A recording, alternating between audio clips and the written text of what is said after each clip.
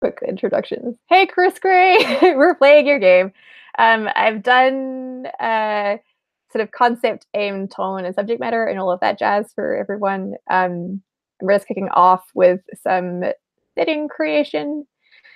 Oh yeah, and I guess we should do our introductions. So I am Lauren. I use she/her pronouns, and I will be the facilitator slash novelist for this game. I love In the Flesh. I couldn't wait to put it up on the calendar. Um, and I'm very excited to have a wonderful cast of fantastic volunteers playing with me. So, Alex, would you like to introduce yourself, please? Why, of course. I am Alex, they, them. I am just here for all of the angst that is about to ensue. I'm looking forward to it so much. That's about it for me. Excellent. Barry. I'm Barry. I use he, him pronouns. I have not seen a ton of the show, but I think that the concept is super cool. Turns out if you take zombies and just like make it sad, that's my lane. Excellent. Ryan. Hi, I'm Ryan. I use he, him. And I've been listening to a bunch of Keaton Henson, so I'm good and sad and ready for some sad zombie drama.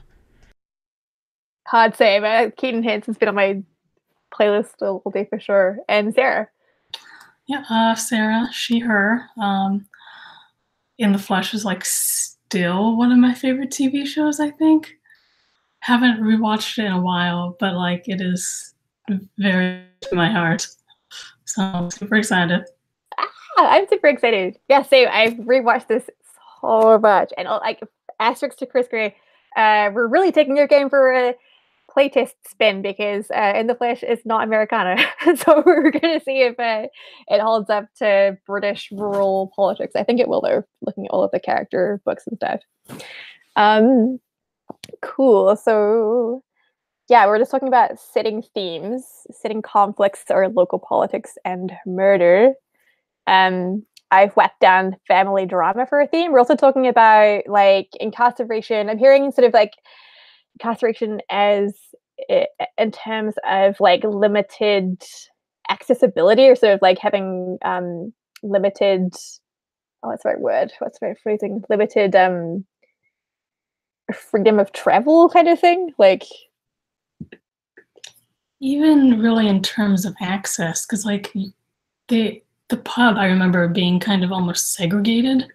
Yeah, like PDS sufferers are kind of allowed in, but they've got their own special room in the back. Or like in there, I remember that's a big thing in season 1. Yeah, for sure. And even this might be a little vaguer, but like places we wouldn't need to go, like restaurants. Yeah. That's such a really good point. I'm trying to think if there are any restaurants in the Flesh. Like, yeah, they seem to go to the pub. But I think like rights of access or accessibility is like a perfectly good theme to put up if that is something you're interested in exploring, Barry. Got it. I have a question about the PCs for this game. Because I saw someone type something that made me think, I don't know if all of the PCs are PDS sufferers. Yeah, actually, that's been in the back of my brain for like a month. So I was like, oh shit, like this could get really dicey if a PC is, of the parish and is like the undead are all abominations and they're a PDS sufferer PCs. I figured like I didn't want to curb y'all's like creativity because I feel like you're all very respectful people and would be perfectly good at navigating through pointy character conflict. So I feel like I'm not going to force you to be PDS sufferers or humans, since it'll be up to you. We can kind of like navigate that when we get to doing character creation. Okay, cool. Yeah. Thank you. That's a good question. Other kinds of themes. So looking at this, the themes that immediately come to mind are like grief and queerness, which are so baked in, I don't feel like I need to really write them down. Yeah, that's a good point. Is there a particular Oh yeah, go Barry. Oh, sorry. I was just gonna say. I thought. Did you say that if we name it as a theme, then that has like a mechanical impact on like how the chapters progress, or? I'm trying to. I don't think so. I think it's like they'll help us orient towards like the things we're all super hot on, because like you'll see there's boxes there. We get to do a voting process, so we just vote for like the themes that we are super hot on, and we'll from that get like 3 to 4 that will follow through as just double check if they're setting conflicts. Do you remember Ryan? And I remember it mostly being a want, will, won't, that we put the wants up to vote to see which ones were most important. But I may be forgetting huge chunks of this. No, that's how I remember it too. And I don't remember reading anything in the beta. Just reloading it now because it died. But this, yeah, as far as I recall, doesn't have a mechanical impact on the game. It's like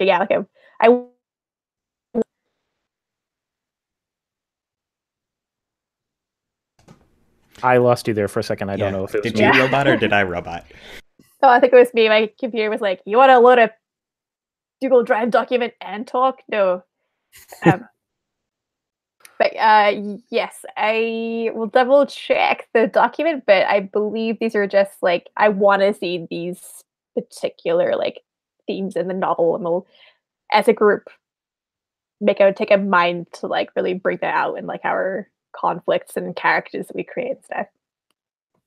I think it then to Ryan's question, I think that it might make sense to just to include those, because it looks like we potentially have a lot of these in play.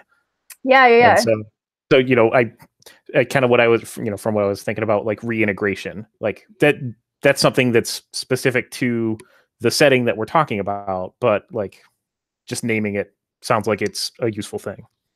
Yeah, totally. And if there's like a particular aspect of grief you want to see, like you can obviously put that in.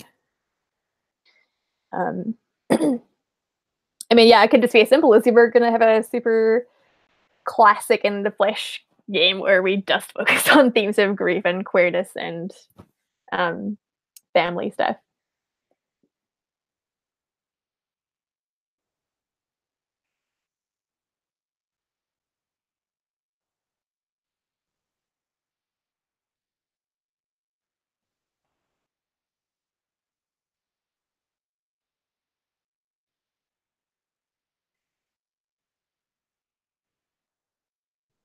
So I put something. Should I talk about that? Yeah, go for it. Okay, so like when I was talking about incarceration, like I guess I was thinking about like specifically the allegory about reintegration, and the aspect of that I think I'm most interested in is like what that means for like a PDS sufferer who needs to work, because it sounds like they don't need to eat, but I don't imagine that the drug that they're given for like keeping their PDS under control, I don't imagine that that's administered freely. I imagine that they still need shelter and transportation, and they still they're participating in society, and so like even regardless of like the basic need of food, like money is still a thing. Yeah, totally. So totally is. Yeah. So thinking about like reintegration through the perspective of like labor and how they reintegrate that way, that's interesting to me. Excellent. Yeah, that is totally a theme that comes up, and I'm like super interested in exploring that for sure. Yeah, did I actually show that I cover that in the show? If like the NHS covers neurotriptyline. Yeah, it seemed like people with PDS are kind of assigned a nurse or something will come by to administer it and check on them and everything. But it wasn't ever clear if you have to pay for that at all, or if it's just you're not allowed to leave unless someone's going to take care of it. Yeah, on the other hand, though, if like the government didn't pay for it, we get a lot more zombies. They're really holding people at ransom. Yeah. Look, we're literally talking about American healthcare. I know, I'm going. It's how hard do you want to push the American healthcare sucks metaphor. Yeah. Oh, that's another thing I'd like to flag too is like we can like this is not a fanfic of In the Flesh, so we can deviate from like what they've given us in Canada, and I feel like that's appropriate given. Do we want to set it in America? That is totally an option. I mean, we can, although I stand by what I said before, that as a former English major, fuck the great American novel. Fuck literary fiction. Put it in England. Make it about zombies. Sorry, Chris Gray. I love you, Ryan.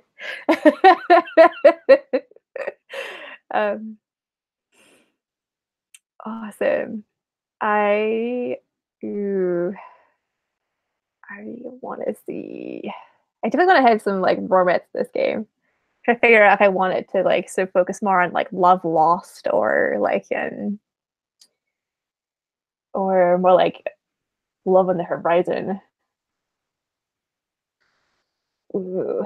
Oh, that's a nice thing too. It's like if I write love lost and so you're like, that's cool, Lauren, but I want to focus on like new love and new romance and unrequited romance. You can totally, I mean, what I'm trying to say is like, I will not be sad if like the other 6 are all about love. So feel free to like write adjacent themes or competing themes or whatever. Yeah, theme makeouts.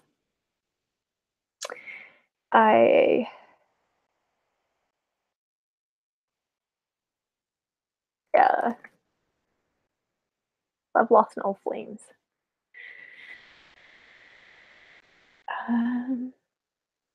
I've done 2, so I'll maybe whack in another one.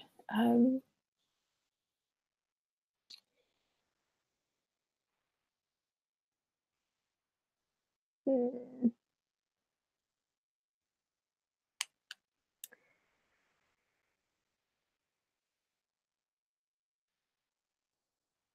Ooh, what it means to be human. That's another one.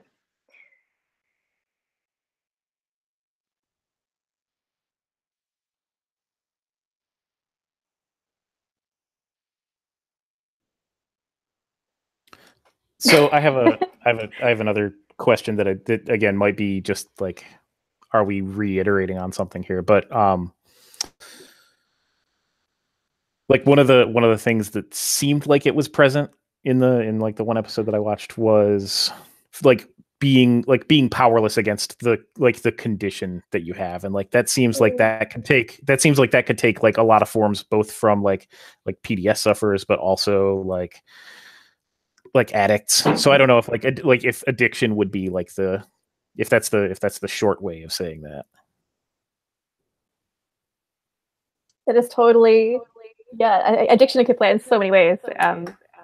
For PDS and like human alike, so yeah, go for it. Cool.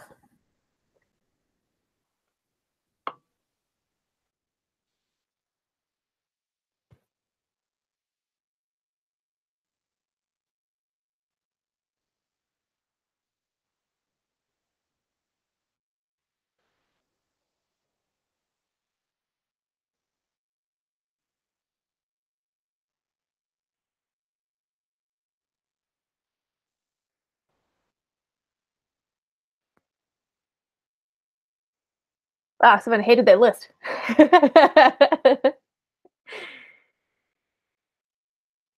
Thank you to the anonymous comrades for getting that list in order.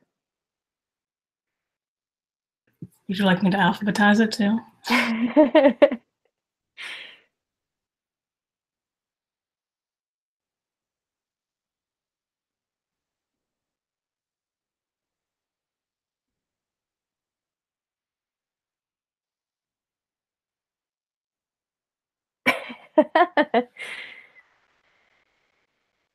Awesome.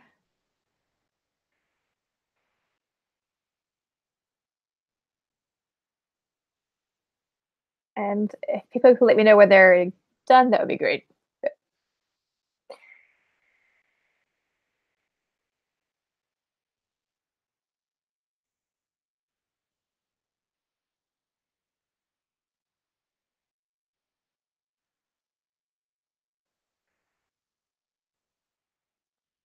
Is there anything like specific to the setting that we would want to? Because I mean, this seems like it seems like a lot of what we're looking at so far is specifically thematic. But you said like, what was it, winter and murder for Fargo? So I just I figured I would just poll and see if anyone's feeling like any specific thing about the community that we're in. Yeah. I like in the show it being a really rural, small community where there's no room to hide and everyone knows everyone's story, sort of thing. Yeah, totes. I'm gonna write.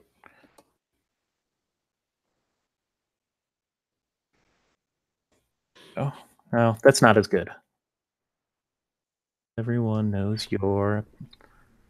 That seems like a good theme to me. Everybody is Everybody's in paying number. your business.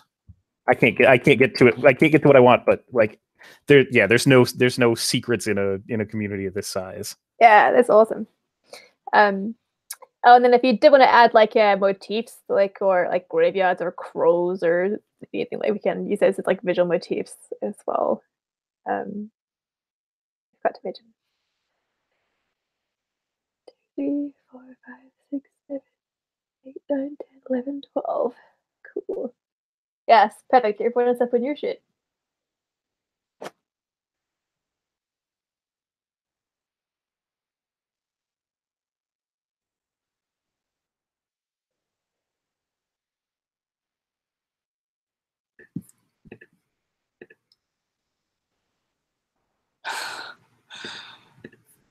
I'm trying to decide how I feel about spring. If that's too on the nose. I was going, that feels the sort of thing where you go, well, I think you're laying it on a little too heavy with the symbolism, but at the same time, if you're going for a visual symbolism. It's fun. Then perhaps maybe we can set it at the end of winter. Ew, yeah. Breakup, where everything's gross and you just hate it. I feel like that describes PDS. Yes. I love it. So just a question, do we have a limited number of themes? The game recommends like 1 to 3 per person. It's a limited number. Yeah, so what we'll do is we'll vote on them, and then like the top 3 or 4 will just be like the themes that we'll hit on like consistently throughout, and like really expose and bring out in our story. It's like say for example if like queerness doesn't, I'm sure it will, but like say if queerness doesn't for whatever reason get the most votes, you can still have like queer characters and have that be a thing. It's just it'll be more of like a background thing. Whereas if queerness is like a theme you super want to hit on, it's like that will play an important part in like the characters' narratives and the like sort of community's like story. And I like for me I see queerness and I think like in the show the use of like neurotriptyline and like the fear around like being intimate with zombies and the undead, sorry, and all that kind of thing is like a metaphor for queerness. So that could be queerness both in terms of like queer relationships, but it could also be like the metaphor that the show uses to like bring out themes around being queer or marginalized.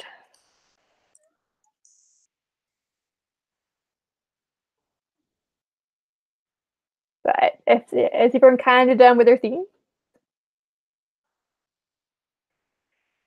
Getting a thumbs up from Alex.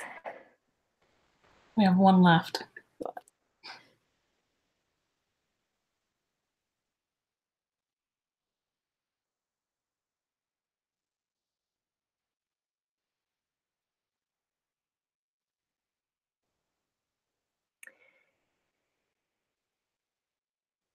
If we don't hit all of them, that's fine. Okay, so I might call it there. Cool. So now we've got family drama, reintegration, labor, complicated feelings about death, finding community, what it means to be human, love lost and old flames, figuring out how to have a future, dealing with the past, regret, subverting the power, queerness, just all of it. Everyone is up into your shit. Spring and grey. Those are all fantastic. So what we'll do now is you get to vote. There's no formal way of like you get X number of votes. Just like if you like a theme, like click a tick box. I think like last time we did it anonymously, but I just got super confused about what I'd voted for. So maybe if like Alex, you can take column B, Barry C, Ryan D, Sarah E, and I'll take F. That might help. because last time I just was like, I'm sure I voted for a couple of things twice. I mean, I'm down for the accidental. I voted for this one 5 times, therefore it should be in. Yes, if you're digging it, just click on the box. And if we get to a place like we did last time where all of it's ticked, we'll just have to get super particular about about what you want to see.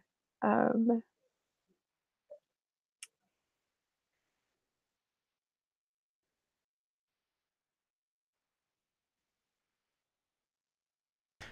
that I have a designated line, I'm like, people are going to see that I just voted for all of them, and I can't make a decision.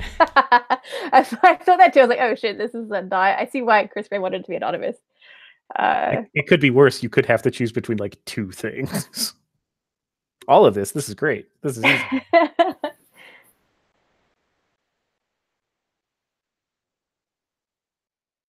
There, sorted. Awesome.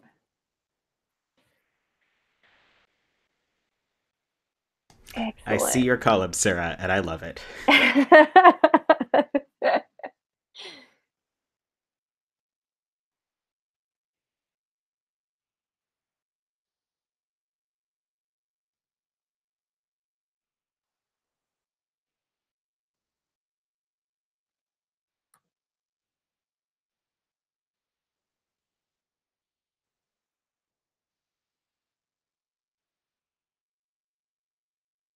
I promise I like more of these. I'm just I'm just being stingy. No, it's I think, yeah, that's a good it's a good way to take it, because everything in there is really good. I will gush about all of it later. I yes. just need to pick something now. So Thank you for being decisive where I cannot. Okay, so it's like what? Family drama, finding community, and queerness will have 5. It looks like dealing with the past, and complicated feelings about death have 4. I feel like we can wrap in dealing with the past with like feelings about death. They feel like they're like very related themes, so I'm okay picking both of them. Awesome. So yeah, family drama, complicated feelings about death, finding community, dealing with the past, and queerness will be like our core like themes to hit on for our characters in our community. Excellent. Cool. So I'm sure some of you are asking, but Lauren, you forgot to do the subject matter like lines veils. No, I didn't. It's baked into Chris Gray's game because Chris Gray is a lovely human being. So like here for Lucky Nate, this is pretty much our lines veils. Like what don't we want to see in a novel? This is like all the shit that gets left on like the like draft V1.2 or whatever for the novel that we're writing. I've already populated it with sexual violence and violence against animals.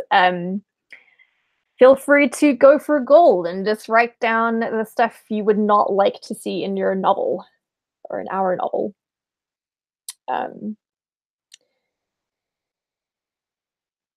Maybe if it's like a line, right? Like line extra. I don't know. I feel like whatever. Yeah, if you don't want, if you do not want to see this in the novel, just write it down on the list.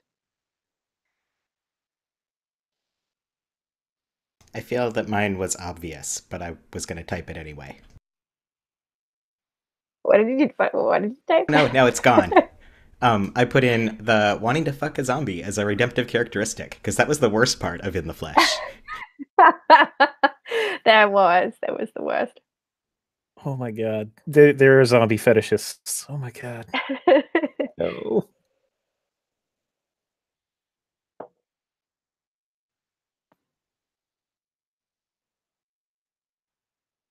Is it okay to talk about like veils here?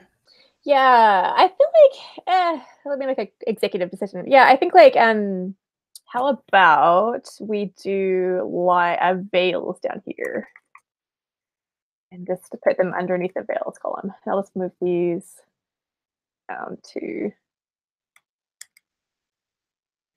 oops. Oh no, I'm very bad at Excel. This is gonna be lines.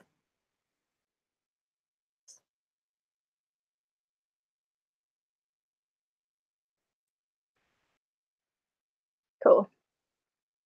If you put down under lines, sexual violence, violence against animals, feel free to add to the lines list or pop stuff under veils if you'd like it. Just to it's okay if it's present. We just won't linger on the nasty details.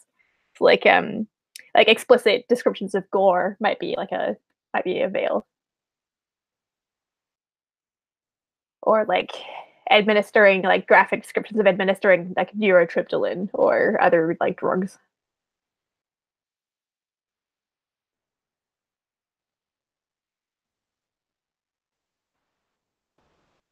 I put something under the veils. I'm okay with intellectually there are going to be children in the setting, presumably. I just and probably bad things can and will happen, and as long as that's off screen, I'm fine. So perfect.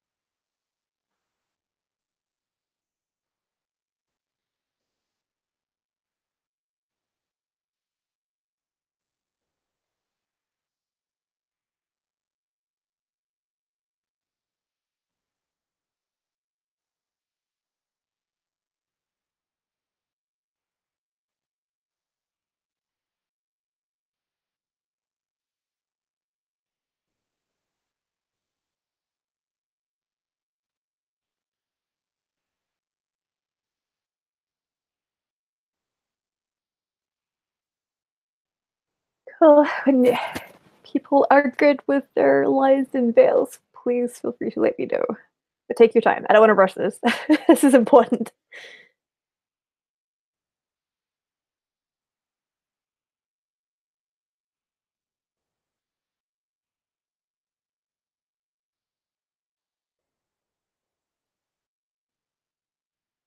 Wait, I think Alex and Barry are good. Ryan's good. And Sarah's perfect. Excellent. So in our book, there will be no violence or sexual coercion, no violence against animals, and we're going to veil graphic violence against children, and we'll veil suicide. I'm just going to say that sounds like it's suicide, both as in mentions of suicide in the past and present descriptions of suicide. Just all suicide. Yeah. I realized that Kieran's suicide is a big recurring kind of elephant in the room in the flesh, but I don't really want any more detail than they gave there by showing that he's got scars and stuff. I think that's a good example of the show veiling suicide. Is likewise. I was there was just enough references. It was just enough. It was uncomfortable, but not enough I need to turn off the show. Yeah. So good on them. Excellent. Cool. So that is our world creation. Character conflicts will come up in play. Setting conflicts as they are kind of in the background, they have a mechanical effect. I'll explain it when we get to it. But local politics and murder will be in the background for our game. The only other things I've flagged here are just the settings, some I put down Broughton, some fictional town in Lancashire, because I like Lancashire being a place that's just rural and a bit sad, but everyone's living out their lives. I think that aesthetic is interesting, and everyone knowing each other and being in everyone's shit. Do you mind if we change the town name just so I'm not envisioning Rorton in my head for this? Let's do that. Let's poll the table. Cool names for a fictitious rural British town.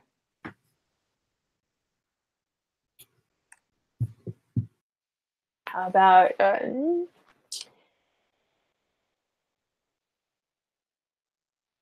was thinking what was it? I was what was the place that they set Broadchurch in? I was oh, Broadchurch. Then we can't do that one. Yeah, something on something. I I do a Google search for like made up British terms. Sorry, I googled an English place name generator, and some of them make sense, and some are things like Nether Wolfthwaite, which sounds like a euphemism.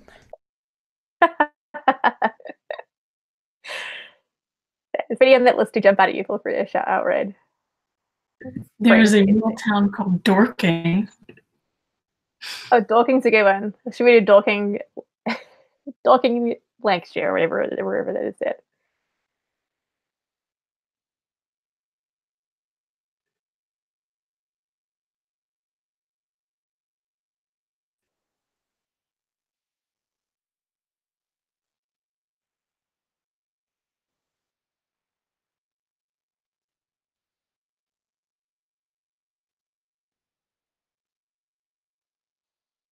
I go back. I totally get what Patrick's talking about now in terms of his computer having shit bits.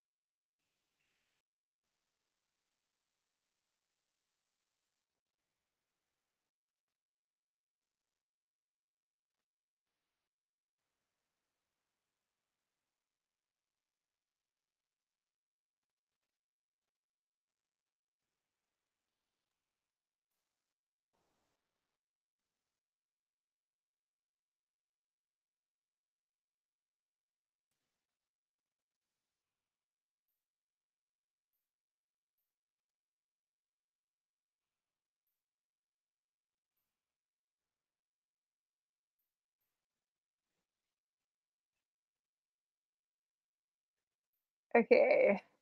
Do you have a name?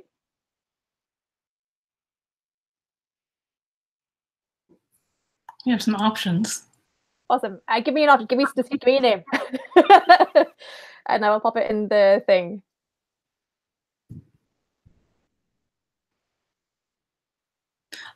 I'm all here for calling it Nuneaton, but we have definitely people. It was with Nuneaton. Cool. I would argue against that one. I'll just laugh at it. Yeah, it's really solid lamp shading.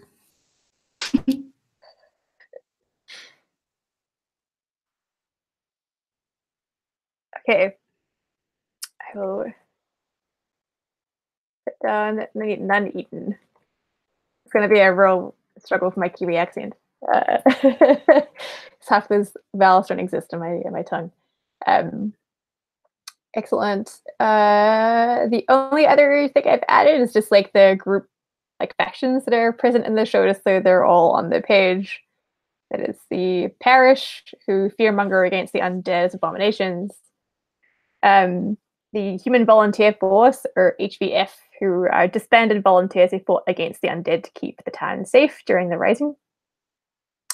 We have the Undead Liberation Army, who rebel against the unjust regulations and laws imposed upon the undead. They're all undead. There are no human participants in the Undead Liberation Army. And there's the local council, who are elected officials acting in the best interest of the people. All of them are living. They're wary of the undead.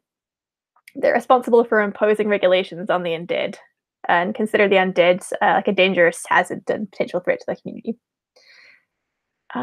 Cool. So we're now at character creation. I'll just see if I have. I do. I will share these playbooks with everyone. Oh, the whack. So these are the playbooks. I'm just whacking them in chat. They directly correspond to the playbook tabs in the Excel sheet there. So what we'll do is, since we're at the hour, I think we'll take maybe like yeah. We'll say come back at sort of 22 the hour. That should give us like a 5-ish, 10-ish minute break. So feel free to sort of like peruse the playbooks because there are like 10 million of them. But they're all super fantastic. And then we can talk about character creation and sort of more the basic mechanics for the game. So see you all at 22 the hour.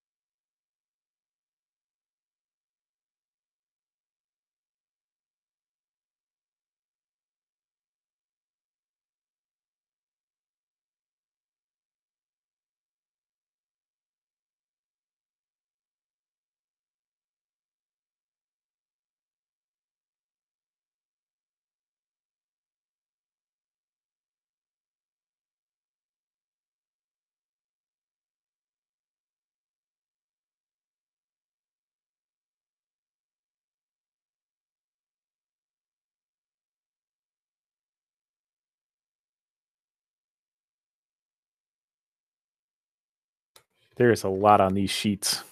Oh yeah. There is. We will talk through all of it.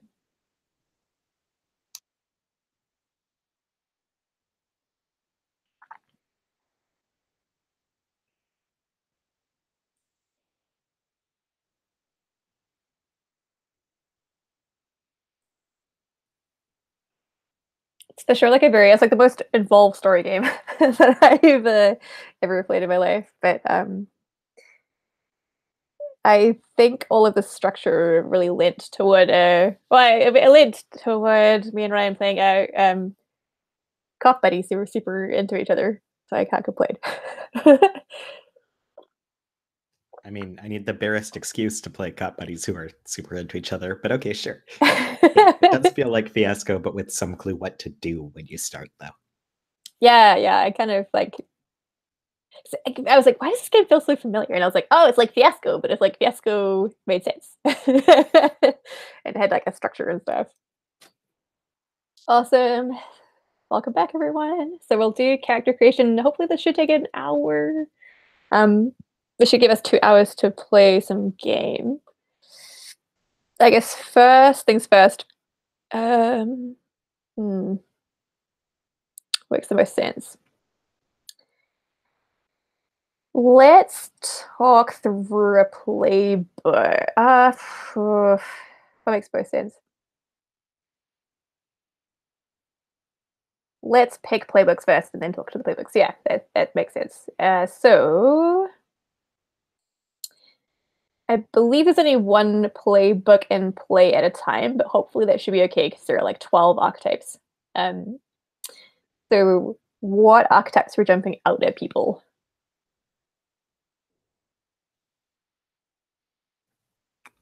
There were I was really just going kind of on the name. There were two that that jumped out at me. One that just seems like it's like made for the setting. The Regretful Soldier, I think. That sounded interesting. That's like very clearly in the fabric of the show.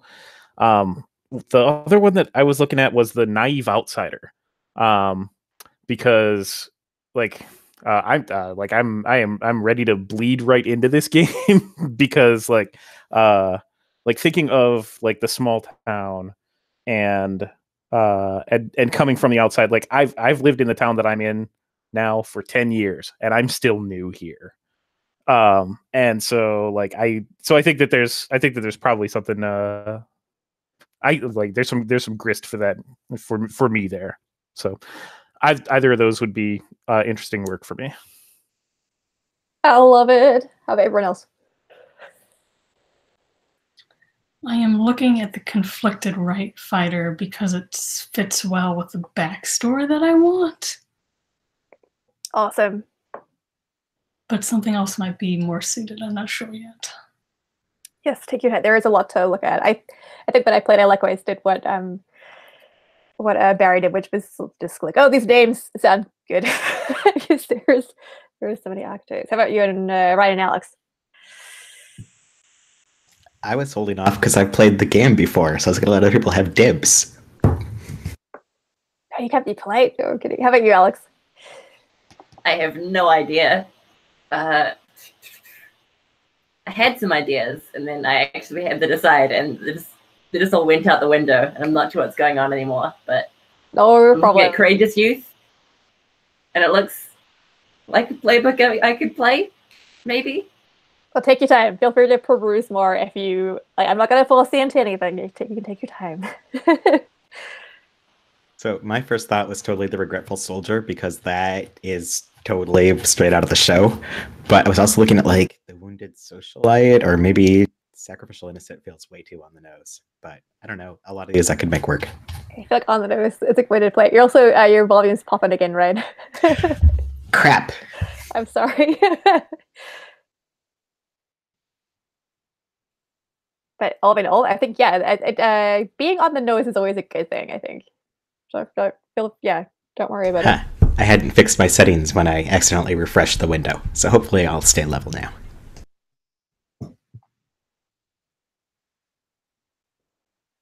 Excellent.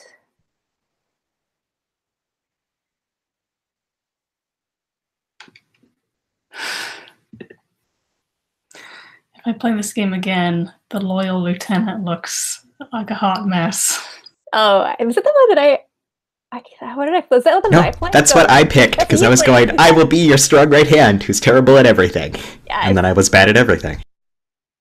That's the best game.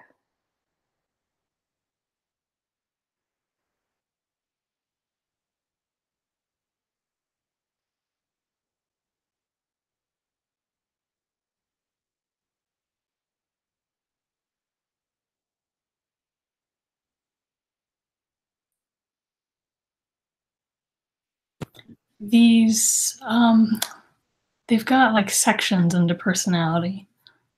Rising and falling, are those tied to like where we are in the novel, or are these like darkest self kind of things, or how do those work? Kind of both. Like, yeah, I'll talk more explicitly about it, but like rising and falling is pretty much like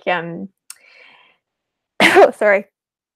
If you're rising, it's like you're the good hero of the book kind of thing, and if you're falling, it's like you're doing more of like the violent villainous stuff. And rising and falling doesn't have an impact on how you play the character in the game. Apart from like if you're falling, you can take what's called like falling moves there, like lashing out, enforce your will, and condemn. And if you're rising, you can do the rising moves like protect yourself, befriend, and take a moral stand, and all that jazz. They mostly dictate the kind of epilogue you get. And that's their main mechanical function, is if you're rising, you'll get like the hero epilogue, and if you're falling, you'll get a villain epilogue. It's like roughly how it pans out.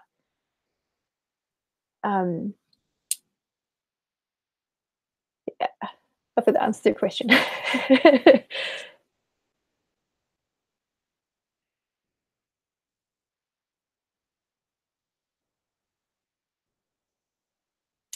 How are you feeling, Alex? Yeah, I might just roll with it. Courageous youth. Why not?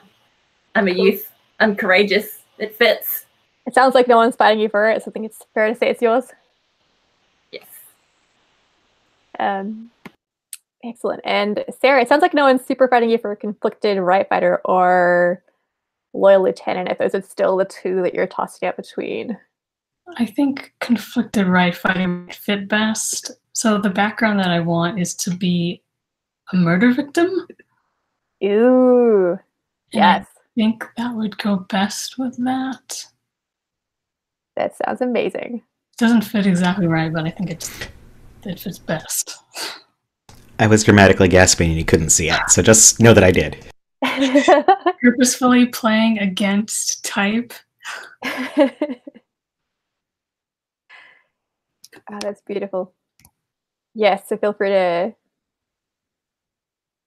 Are we marking it? Yeah, so what I recommend is I'll just... Courageous Youth is there. I'll just drag Cunning Right Fighter over. So all of the playbooks that are on user handily on the leftmost tab. And then feel free to change the tab name to like your character name and then bracket like your player name. That would be handy. Oh, and then likewise, when you'll notice there's no place to write your character's name on this character sheet. So feel free to, where it says like the Great American Novel, a role-playing game by Christopher Gray, feel free to whack your character's name, pronouns, and then your name and pronouns. Once we've all chosen playbooks, do we want to delete all the others so that we're not just like... Yes, that is a good idea. At least we should do that. So before we can do that, Ryan and Barry, how are you? I know there's a little bit of a tussle. What you thinking, Barry? Because I'm not going to steal a playbook you want. Oh, no. I'm sorry. I'm definitely going to go with the naive outsider. Then I'm going to be a regretful soldier instead of whatever else I was looking at. I was looking at literally every playbook. There were so many ideas. So many. They're all so good too. I'm like, okay. Knife outside. There you are. I'll drag you over here.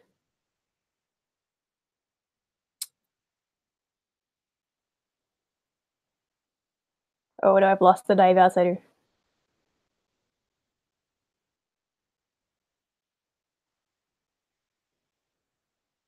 How did I do that? I think I was dragging it at the same time. It ended up left of nice. the plot stuff. Perfect. So I've got Regretful Soldier, Conflicted Rat Fighter, Courageous Youth. And let me delete all of these. Delete.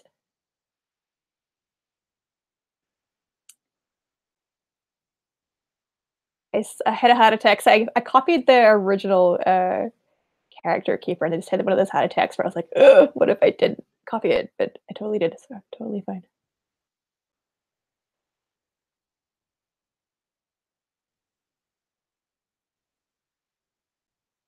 Oh my gosh, there are so many playbooks.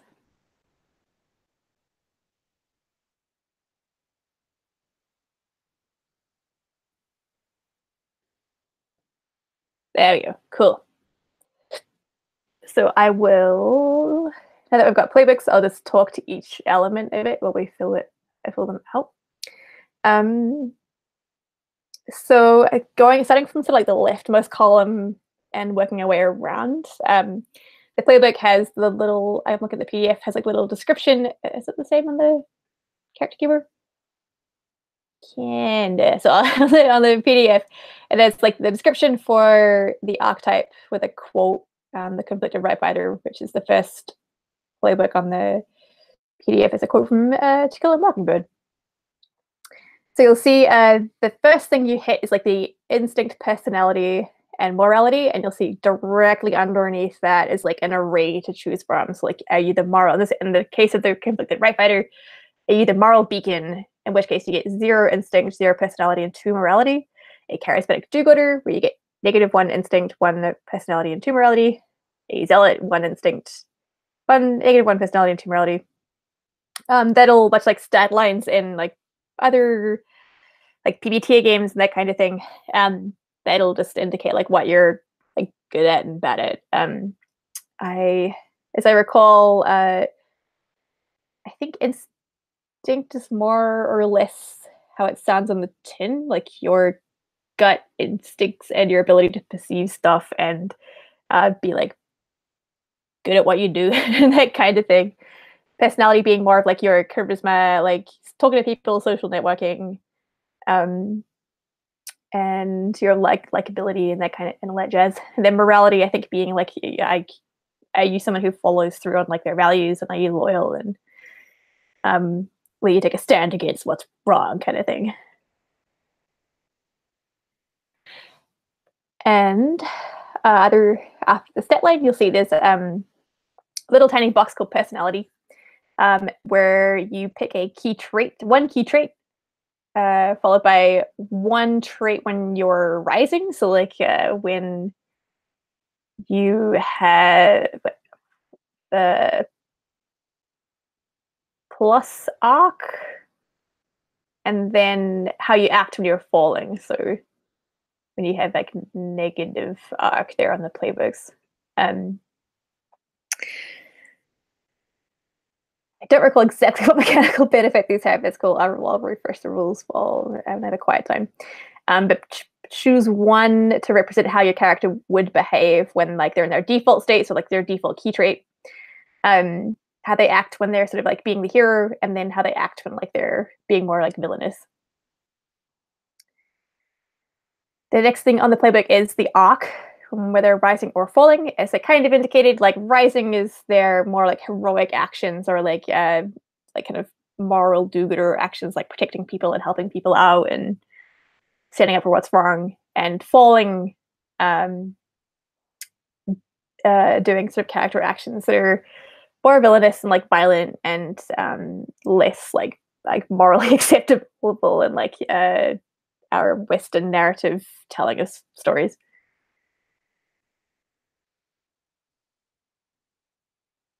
I'll talk about conflict roles when we get to them, so can ignore the text directly beneath the rising falling arrow for now. You'll see just underneath that, there are baked in basic sort of desires and fears for each archetype. So for example, on the conflicted right fighter, their sort of basic motivation is like to right wrongs, so their basic drive, sorry, is to right wrongs. They desire to be good, and they fear like to be corrupted. You notice directly on the right is like a big motivation box. Every chapter you set a motivation for your character. This can be very simple. It can be like in our game we had like find my keys was a motivation for chapter 1. I think I'd written like ask Ryan's character on a date. It was like my motivation for chapter 1. Or like if there is a murder, but like find out who the murderer is. Like whatever motive you feel is like accurate for your character, and it can be as mundane as you like, or it can be like as extravagant as you like. It should be though a thing that is super key to your player for that chapter. Just for that chapter. Don't worry about like sort of setting big like overall like overarching motivations, because that'll change from chapter to chapter. And then directly beneath that, we have our protagonists and antagonists, which we'll collaborate on once we've got an idea of like our characters and their personality and all that jazz. Directly underneath protagonists and antagonists is chapters. This is just a sort of like, and this is the same on everyone's playbooks. It's just to provide a cheat sheet for like where we're at in the storyline. For chapter 1 today, we'll be looking at the characters begin together and conduct everyday life until a character will move into an uncomfortable situation. So pretty much when a character we feel has moved into an uncomfortable situation, that'll mark like the chapter end, and then we can all go to bed for today's session. On the rightmost column there is a cheat sheet for making moves, rolling against an NPC, and rolling against a PC. I feel like we'll get to that once we're at a point of doing conflicts, making moves. And then you'll see there's the rising, flat, and falling. Those are the kinds of moves you can make in the game. You can always roll flat moves, so like the basic default moves you can do at any point, which are satiate, navigate others, and rally. If your character is rising, as in they have +1 or more arc, you can take rising actions, which are like positive like actions within like our Western narrative understanding of like of storytelling. And then likewise, you have falling moves. These are moves you can take when you have -1 arc from anything between -1 to -4. They tend to be more like violent and hurtful, I guess. And then the last thing on this character sheet is earning plot points. I'll talk about plot points as well once we're ready to kick off. So that's all the aspects on the playbook. So yes, in the immediate, all you need to worry about is picking a stat line for your character, picking those personality traits, and that's kind of it for now. Then we'll talk about relationships and all that jazz.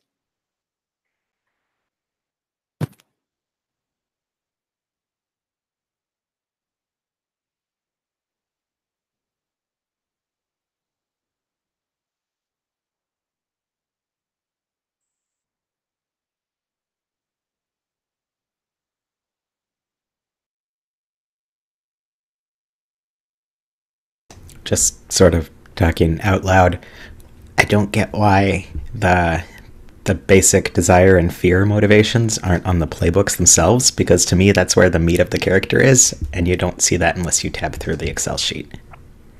Oh, where, sorry? Yeah, because like the Regretful Soldier has, basic, maintain harmony, desire, emotional stability, fear, to be ostracized. And then if I tab over to Sarah's character, they're completely different. Well, we have different ones. Is that what you mean? Yeah, it seems like it's got just basic, what your character wants. Maybe not to find their keys, but generally to maintain harmony or something. which seems baked into the playbook, but it doesn't appear on the fancy playbooks with the quotes and stuff, which is weird. Oh, Oh no, it does. It's just there's so many things on here I didn't see it. I'm observant. Ignore me. No, it's. I mean, it is very tiny. What are these quotes though? Because I don't see those. Are they on a separate tab? They're on the PDF. Has like on the right, conflicted right fighter has got a quote from Atticus Finch about courage. Courage is a man with a gun in his hand. It's when you know you're licked before you begin. But you begin anyway, and you see it through no matter what. You rarely win, but sometimes you do. So I usually do better with this when I talk through a character. Please go for gold. This is a collaborative thing, and you're not being tasted. So talk out loud. Okay, perfect. So I'm looking at the stat arrays, and I think like the country bumpkin one seems like that probably makes sense here because like we're like translating it from the US to England. We're like I see this character as being like they're clearly not a country bumpkin. That's where we're setting it. But like that stat line seems to make sense for me. I'm looking at the basic motivation though, and like I had just the barest sketch of a concept, and I'm looking at this now, and I'm not sure if it's necessarily. I'm not sure whether this will necessarily like come together because like the outsider that I'm thinking is like someone who is sent in to administer the anti PDS medication. Oh, nice. And so, well, I guess self-reliance as a motivation, I guess, does kind of make sense there. Yeah, I mean, like, I don't want to dictate your character for you, but No. I think that aligns quite well because self-reliance to me speaks to someone who if you're like an outsider coming in, it's like we see a little bit of what's her name? What is I always forget her name. The nurse in The Flash. It's not Sheila. It's like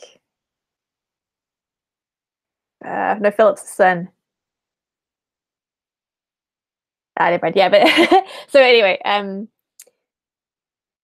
yeah, I see self-reliance as someone coming in from like out of town into this rural township, being relevant for that character as like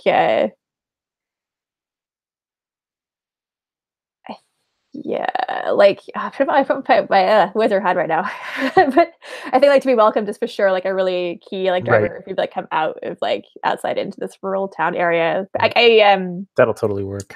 Yeah, and then out of control. I'm not quite sure. I don't get that. I maybe I'm just having a tough time like with that translation. I don't know what that would mean in this context. Yeah, I could see it in this context being kind of like if like I guess I relate to my own experience like being a consultant where it's like you've been brought in from the outside to like fix a problem. It's like you feel that weight of responsibility to like make sure that things are fine and okay, and if you don't do your job right, then everything will get out of control and like you'll be the one to blame. So that's how I sort of like I relate to like being out of control as like as an outsider. Yeah, that works. Okay, cool. Okay, I think I get it then. And then self-reliance. I think like I will leave that up to your interpretation, but I can see self-reliance being like a driving factor and coming in from the outside, not having your feet in the community, and trying to like integrate, like weirdly enough, like integrate yourself into the community at the same time. All of these like PDS efforts are doing the same. It's theme. Oh, surely yes, exactly theme.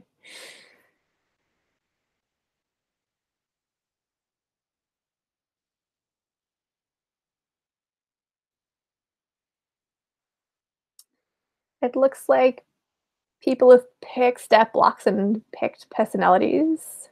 So what might be handy is I kind of think like doing a bit of painting the layers of our characters might make sense just to get a sense of like who your character is and what their concepts are, and then maybe talk about like how we know each other and that kind of thing. If like get an idea of like if you're a PDS sufferer or like a living person, how our living characters feel about PDS characters and all that jazz, and then we'll worry about like sort of antagonist, protagonist, I think. So hopefully that should work.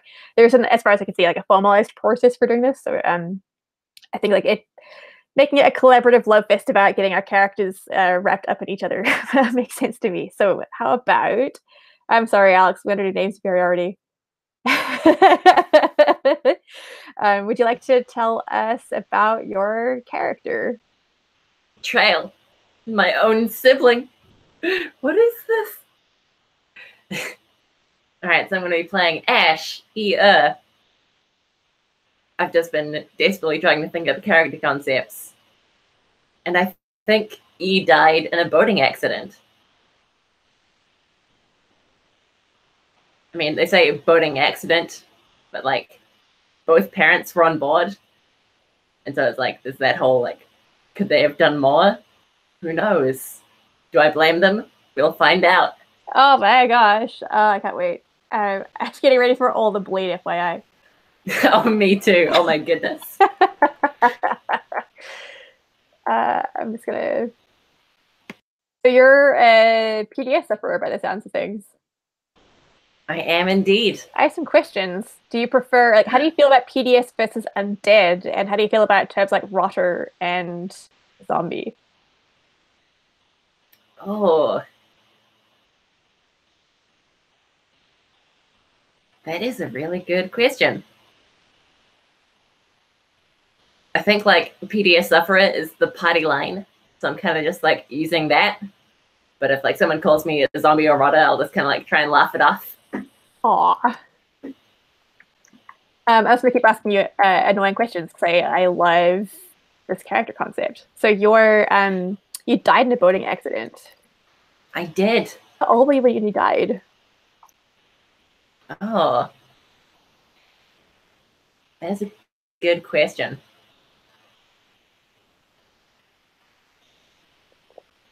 Character ages. Let's go for 19. Just came back after like the first year at like a go for university out of town and came back for like the holiday season. A nice boating trip. I want to cry. I legit might cry. What were you studying at university? Ah, crap. And it could be like, I don't know. I was a bit of psych. It was a bit of like a mixed BA, like, or yeah, it was the first year, so I was trying out like every paper. So you didn't want to. So you're not quite sure what you want to do in life. Is it kind of like you're like, oh, I'll go to uni. It's what you do. I'll figure out what I want to. I figure out what I want. I'm young. I can, opportunities are abound. I'll figure out something, right? Oh, excellent. So your parents were on the boat. Do you have siblings? Yes. How many, older or younger? Go for one each. One older, one younger. Are they still alive? Oh man, that is such a good question. Is this a Dragon Age 2 situation where one of them dies and one of them's alive? That's what I want to say. Like that's the immediate response is like, of course, one of them is also dead. Did your older or younger sibling die?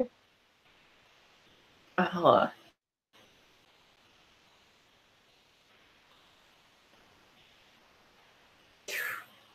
Let's go for younger. Is it your fault? I mean, you've said it, so of course it is. I cannot wait to see how that happened. Of course, it doesn't have to be your fault. You can just feel at fault. That's up to you. Oh yeah, totally. That is amazing.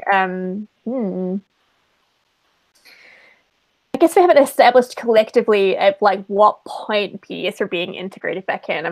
So do we feel, since we have a PDS character, do we want to, what's more interesting for everyone? Do we want to see like that, because I think reintegration and labor is a theme, right?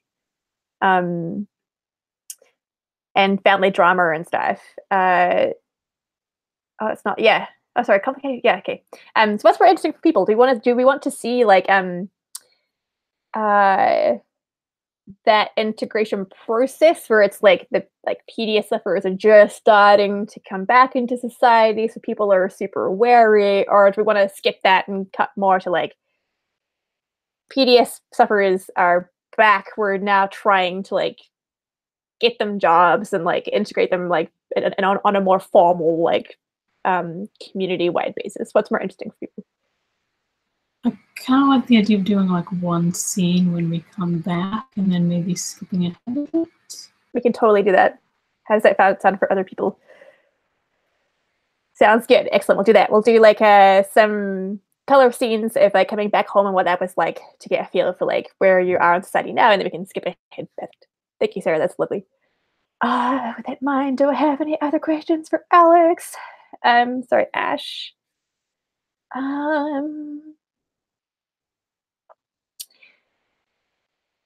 Did you? I guess the other question I have is like, I guess we've left your family behind, and one older sibling, younger sibling, has died. I feel like it feels pretty good. It's supposed to be good for Ash right now. Barry, would you like to tell us about your character? Yeah, as soon as I can find the mute button, there we go. So I'm going to give my character a name. That seems like a good thing to do. Oh no! I lost my character sheet. Ash's name is on it. That's why. Oh, sorry. Duh. That's okay. That was me trying to be helpful, and I was right. There we go. Okay. So I'm going to play Edmund. Pronouns he, him. And let's see. Should I go through picks? Yeah, totally. Okay. Like I said, I took the country bumpkin stat line. So good personality, some morality, low instinct. Key traits I took. Key trait I took curious, when rising brave, when falling hard-hearted. And I'm thinking of him as kind of like I said, as someone who's like come in to administer the like the PDS suppressing drugs. What I'm struggling with is figuring out what other connection there is, because like I'm pulling from the other themes that we have. I don't know. I'm having a hard time drawing a line. I'm way open to ideas. So. I have so many questions for you. So okay. It's totally good. So I can see two things happening. One is like you just don't have ties to this town, like you're super an outsider, or do you have some family here, whether it's like extended family or like you moved away when you were like to go to university or something, and now you're back and trying to reintegrate that way. I like the idea of there being like some family split like 2 generations ago. Ooh, and yeah. So having something to discover there. Like, you're my like third cousin twice removed, or some distant, and like in the relations that I have, that Barry has, like basically that's not an existing relationship. That's not a thing. Like, oh, we're very distantly related somehow. That means something, I suppose. Yeah, and so, oh yeah. No. I was just gonna say I like that as kind of something that might not be why Edmund is here, but something that we like discover during play. Yeah, I like the idea of like it's always interesting having like potential murky secrets / like I don't know, like we'll find out. So that's totally fine if there's like a drive for like why he's come here. It'd be cool to like figure that out. I guess when I hear split, was this like split as in like there was bad blood in the family, or did like one branch of the family can like move away, or like what was the nature of that split? Well, I mean, no one leaves none eaten, right? Yeah. Like, why would you?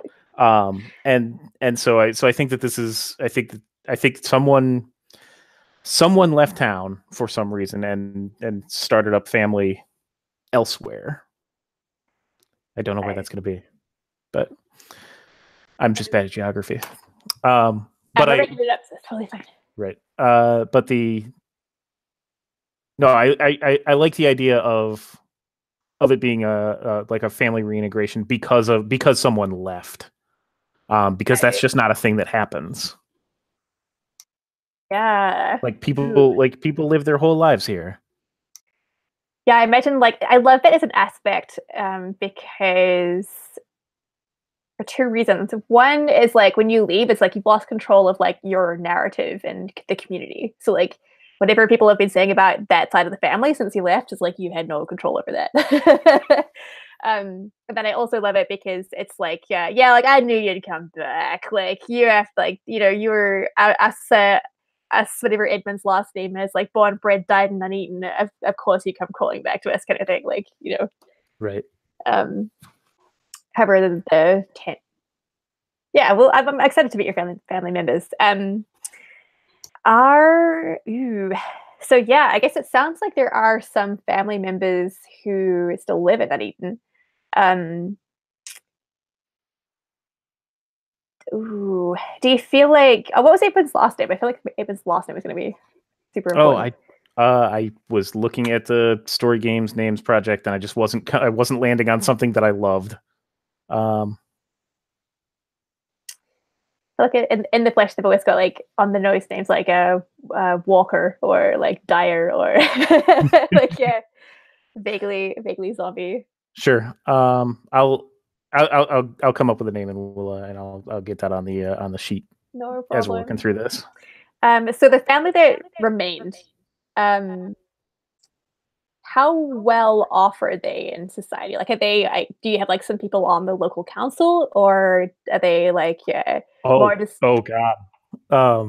I think that there's. I think that they're that it's part of that family that we always see these people because they're active on the council, and it's the same people that are active in the church here, and it's the same people who are active in all of public life, but you see the same faces over and over and over again. Yeah, I love that legacy element of this very active community members who are very concerned with community safety and protection and stuff, right?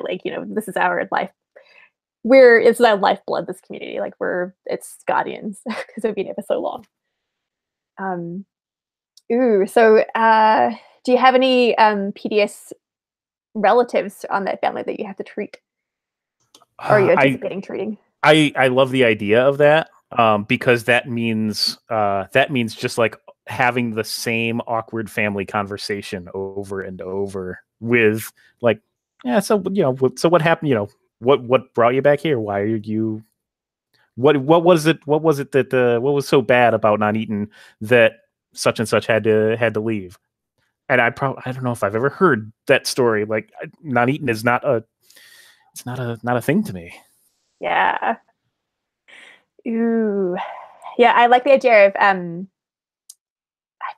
this feels like a family that's built on that sort of very British. We keep our dirty laundry very private. So I like the idea of perhaps you arriving and oh shit, my third cousin is now a PDSFer, but that being a thing that you teach them about. We'll see what happens in play.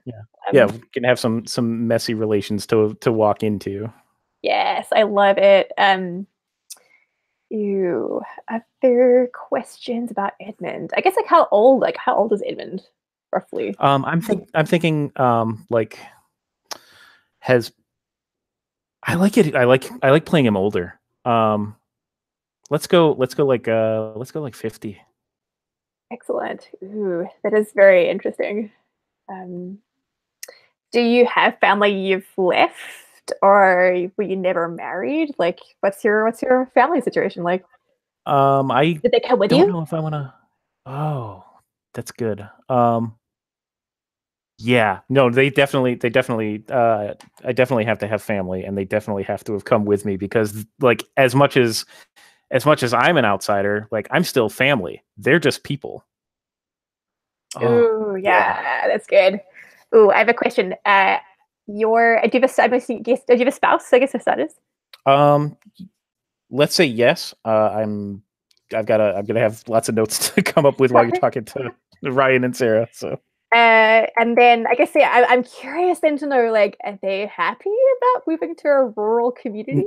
I think the answer is definitely no. That's easy. Excellent.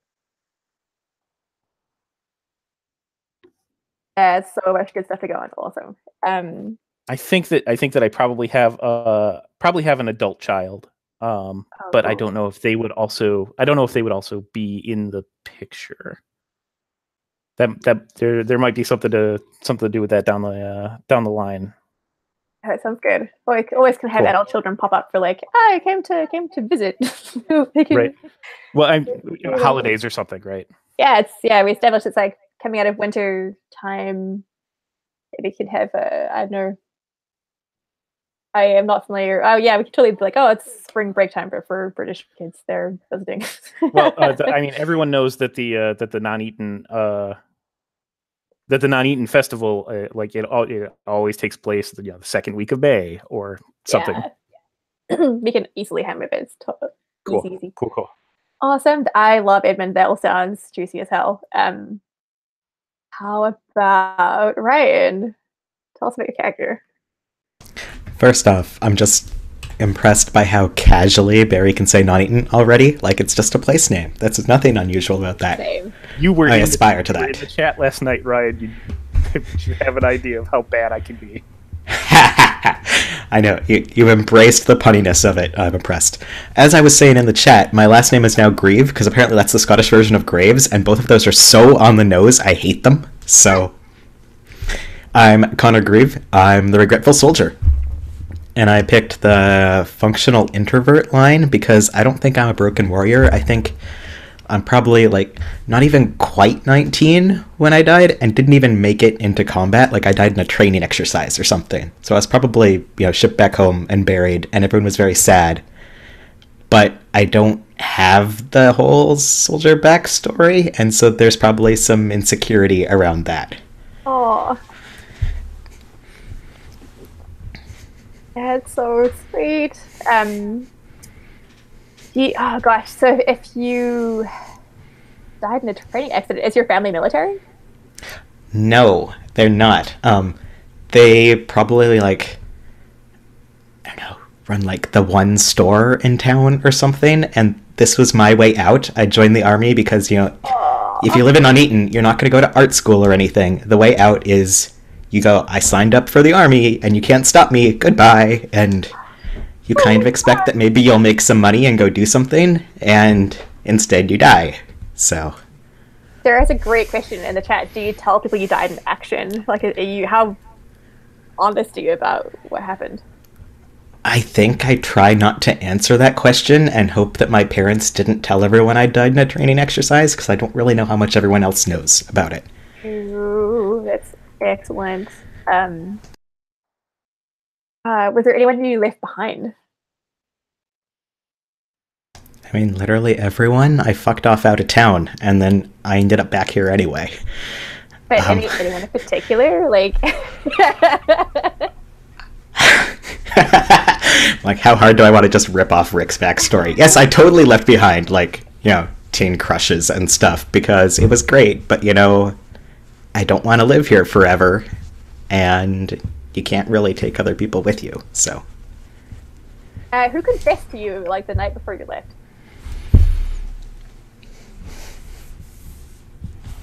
I had some other names, and now I closed that tab.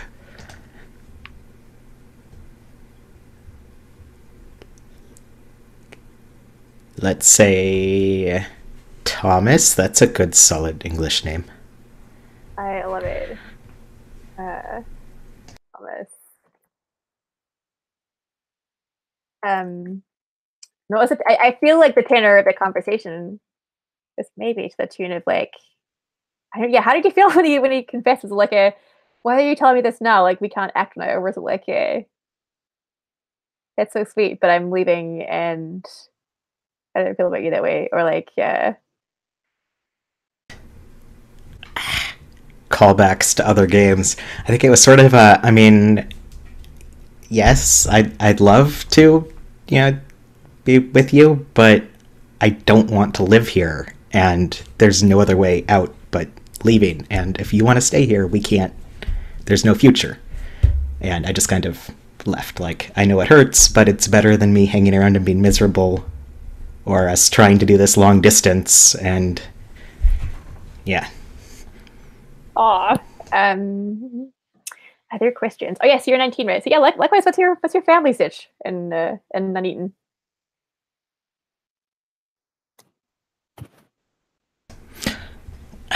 Let's go for I was an only child, and probably both my parents still live here. Excellent. How did they feel about you when you left? Like, or is it like, oh, you're gonna run the store? Oh no, you got off to the army. Like, Yeah, I think they were a bit betrayed because, you know, they had a trajectory planned out for me, and I clearly wanted nothing to do with it. And, you know, kind of worried and cautiously proud, like, oh yes, get a medal and we'll tell everyone our son the war hero, and then I, yeah, died really immediately. oh, so it sounds like there was that betrayal, and then there was like that acceptance of like, oh, but this is our like, sorry, Yeah. Connor's he Like, him, right? Yeah, Connor is he. Yeah, like our I didn't son. lead with that. Heck. Yeah, I think they were trying very hard to get on board, and they didn't have enough time, really, because I didn't last all that long. Oh, oh, oh gosh, oh my god, I have all the feelings right now for Connor. And the obvious thing I didn't say yet is, yes, I have PDS. Oh yeah, thank you for clarifying. PDS. Yeah, how do you feel? How do you feel about PDS terminology? Like, do you go by PDS sufferer? Do you prefer undead? How do you feel about zombie and rotter and I guess I use PDF sufferer, but kind of hate it because it sounds weirdly clinical, but it's better than rotter, so I guess it works. I just try not to use it at all. I feel like we're, I don't know, skipping ahead a bit. We'll figure this out in. Oh, actually, we can figure that out and play. That's totally fine. What else about Connor? I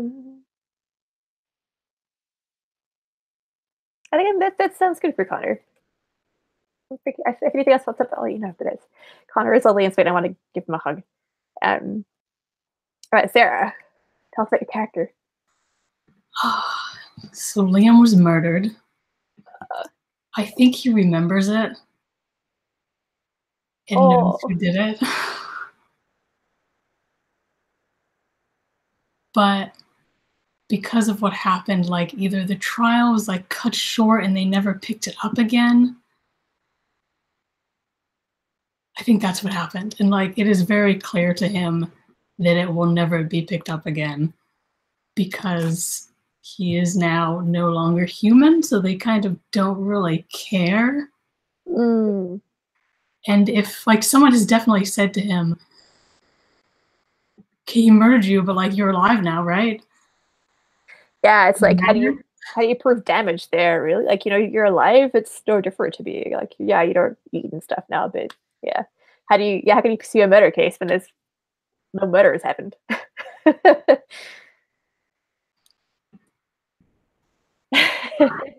That's amazing. Did you have an idea of who murdered you, or is that kind of like a thing you want to play to find out? I guess just an NPC. I don't think. Maybe it was like. I think it was on purpose, but could have been mistaken for an accident. Ooh. So it was also complicated in that way. This small town, obviously. Yeah. Yeah, totally. Oh, and so you said trial was cut short. Did that mean they like apprehended someone who they thought had done it, or like or is it more like were they still trying to find like the person who did it?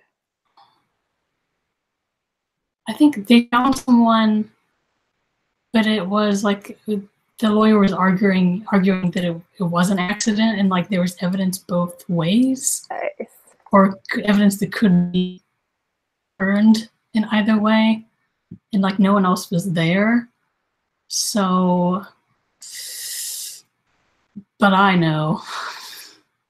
I love it. Yeah, like that's totally a thing that lawyers do, right? It's like the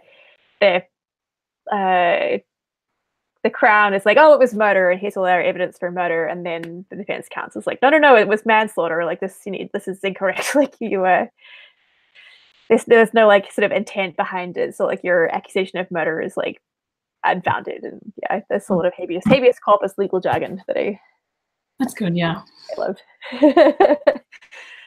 Excellent. So Liam is also a PDS sufferer by the sounds of things. And you said he was quite young. So he also can like. Oh yeah, how old is Liam? fairly young. Yeah, like 18, probably like just graduated high school. Because like any older, and he would have been somewhere else. Oh, lovely. Did he want to go to university?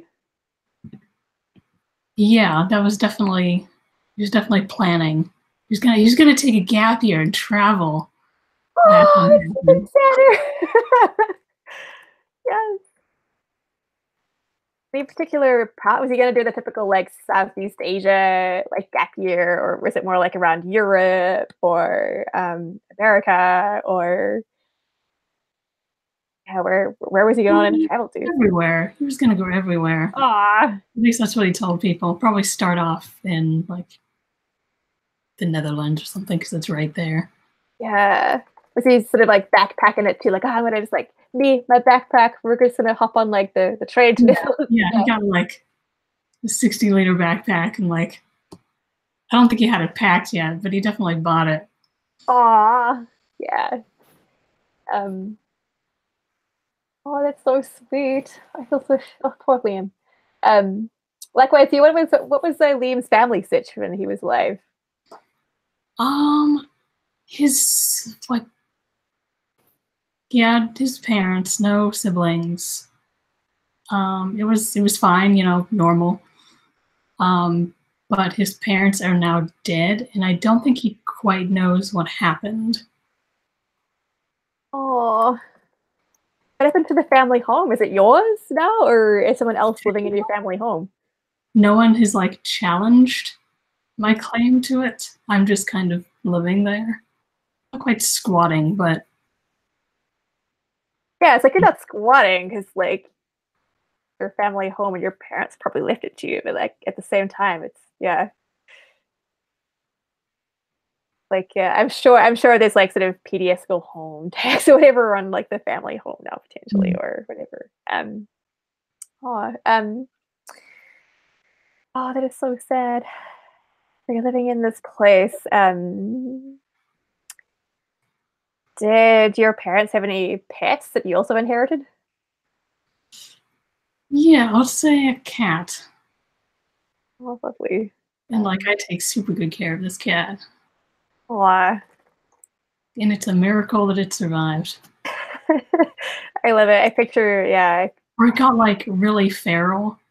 And like that was yeah. the first thing I had to do when I came back was like retame it. It's so sweet. Someone named my cat.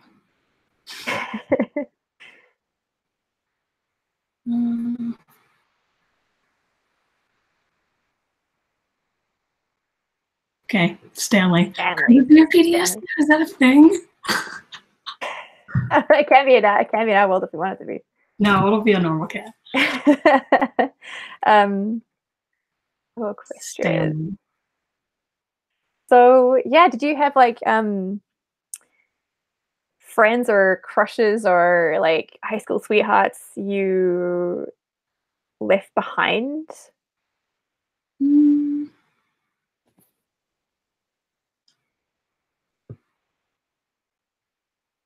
Yeah, there was like a group of people that he ran with in whatever the British equivalent of high school is. College, yeah. Oh, He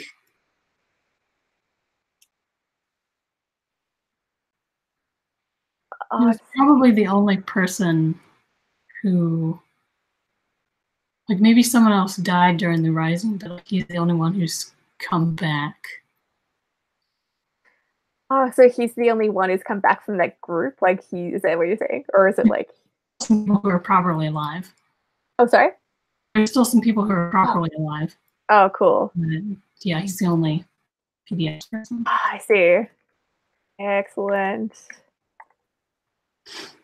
I wait to see how they... It sounds like you guys are like, were you guys quite tight then? Like, this was like your core high school groups that like you hang out with? Yeah.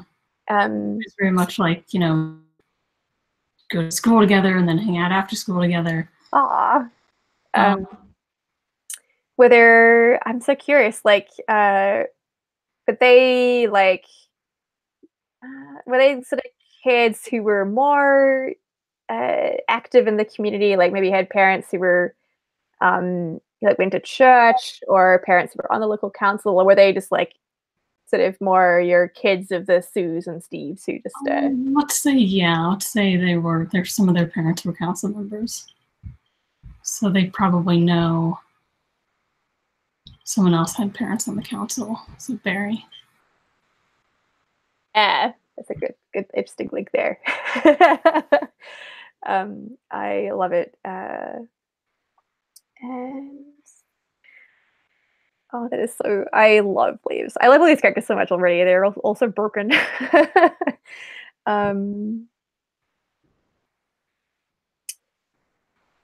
think that's good. I think I'm good. Yeah, I love all these characters. What can I say? And as we're kind of at the hour again, we have one last thing to do before play kicks off, which is figuring out kind of like character relationships, which are a bit like, we'll chat that out and agree like how our characters relate to each other, whether we get along or whether we're if we're like sort of protagonists who get along with each other, or we're antagonistic against each other. We can do that. We can take a break now if people need another break, or we can wrap up character creation and then take a break. I was going to ask if I should go into my family situation a little. Oh yeah, please. That Okay. actually sounds good. Yeah. So I have a last name. It's on the character sheet. Is Holcroft. Cool. I've placed Edmund at 51, NHS nurse, who has had a solid career for himself. He is married to a younger woman named Marjorie, who's 44. So a little bit of a gap. They have an adult child named James, who would be 23. He finished university, got himself a job, but went celebrating, made a bad decision, got in a car accident, and passed away. And so I already had a lot of medical and administrative background to be able to deal with this with his PDS. Oh. But PDS nurses are needed everywhere. So this is I think this is just where where we've now ended back up. I don't know if we might have gotten. I don't know if the community would have had any opportunity, any say on who to send. But I've already got a complicated situation, and then that's getting pulled in to the greater complicated situation. Yeah, I love it. I could easily see it being happenstance of random draw. You got chosen to go here, or perhaps someone was like, "Oh, Holcroft, that's this branch of the community. Oh yeah, of course, trying to be like good deeds, right? Like, oh yeah, like that'll be Right. great for like that society because there's this family there, or whatever feels narratively appropriate for you. Cool. Awesome. Yeah, so I think it'll take maybe like 20 minutes tops to do the rest of character generation. Are people good to push through for another 20 minutes? Cool. Awesome. Probably just took a little bit longer than expected.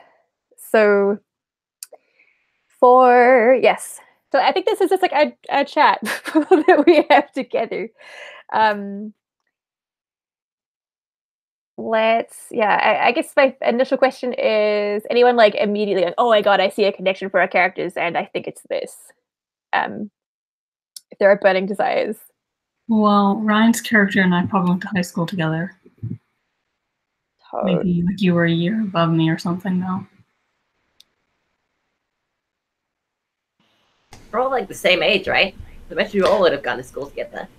That's a good point. Yeah. It's not like there's multiple schools that we'd be going to. That sounds good. And for memory, we have two 19-year-olds and someone who's just graduated. Yeah. So yeah, I have so many questions. Who got along? Who doesn't get along? Who are really good friends? Who like bully the other person?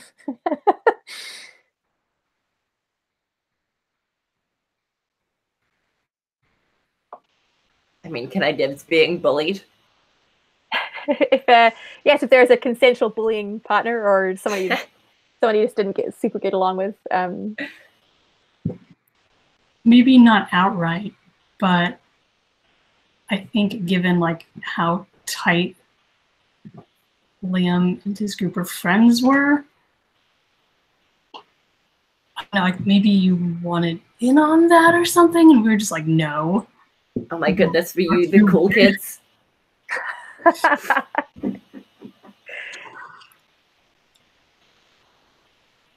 Maybe it got a little mean sometimes.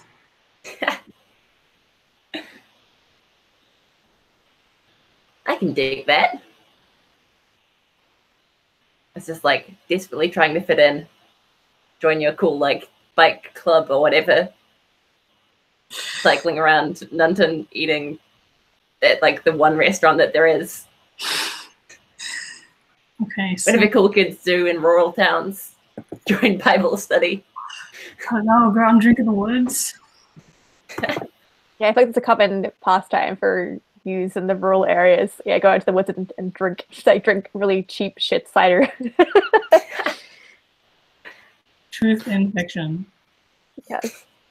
So I'm gonna throw out a monkey wrench, and I'm just gonna ask like if any of this might make sense. Like given where the given like the age group of the other three characters, would it make sense for me to flip what I'm doing and instead of playing Edmund the nurse, playing James the car accident victim?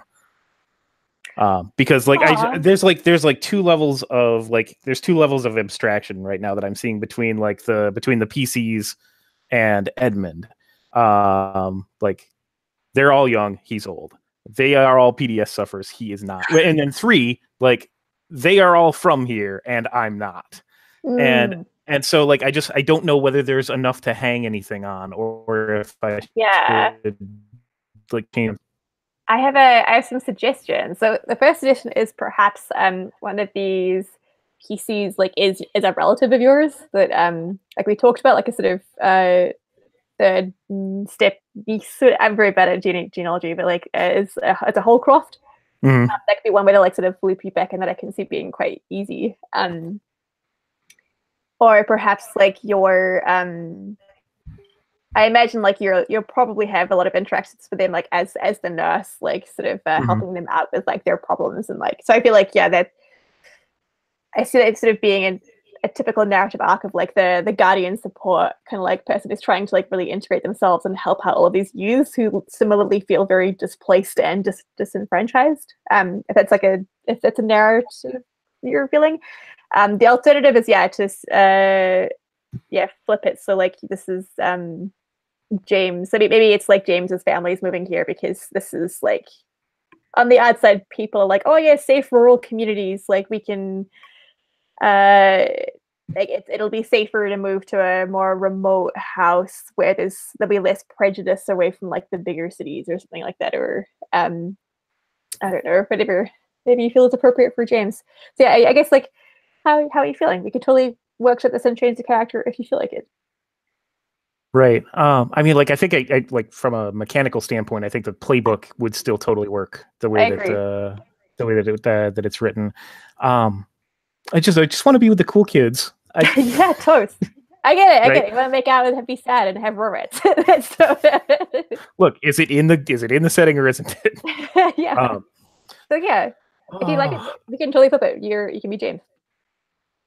I mean, I think I'm going to swap the names then. I think James is the nurse, and Edmund is I just like the name too much. It was the first one I picked. I'm not giving that up. That's a good name. Awesome. So now I probably. Oh yeah. That means that you probably have to ask me questions again. All right. No, it's totally cool. So we have a really good idea of like who your dad is now. Like, yeah, your dad moved here with your mom. Mom didn't want to go, but dad's come here for work. You're a PDA sufferer. You've come with him. Maybe mom didn't come. Ooh, interesting. Let's do that. I like that because that means that I'm without some support network, and I like that. The question then is: your dad the one with ties to Nuneaton, or was your mom the one with ties to Nuneaton? I like it being the dad. Dad, cool. So the dad's the one with ties to.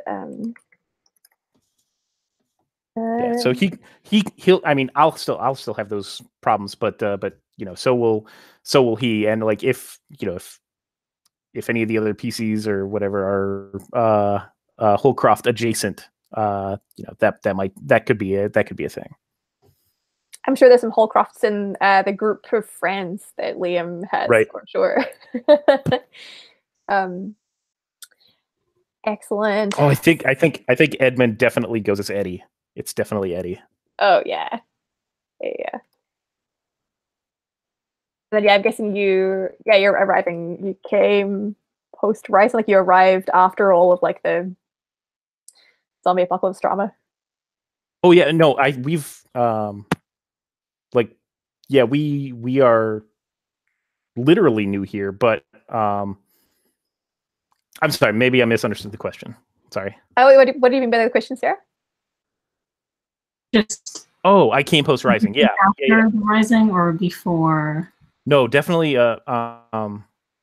definitely after, like we're in the period where people have begun getting treatment, and so like now staff are being like assigned out to these small questions. I definitely came undead. I think that James is like, I think he's really stuck because like, you know, the best hands to take care of his to take care of his son's medical needs are his. That's obviously never a problem. And you know, he could have left James with his mother. But James wanted to come out. I think there's a maybe there's a healthy relationship. We'll see. But like if he's stuck with taking medication, you know, from his dad, or the having to go through the NHS bureaucracy to get this dealt with and whatever, like it's, you know,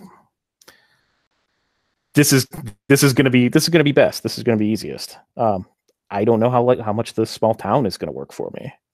Yeah. And it sounds like you went to uni, like you got a degree, like you're here.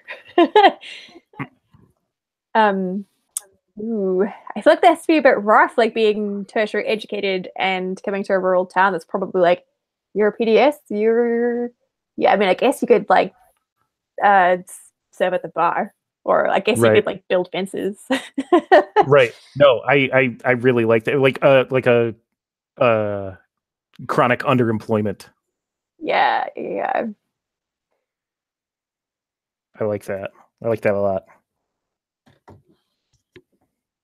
Yes, yeah, totally. Oh, I have a lot of bleed about being very overqualified and being unable to get a job.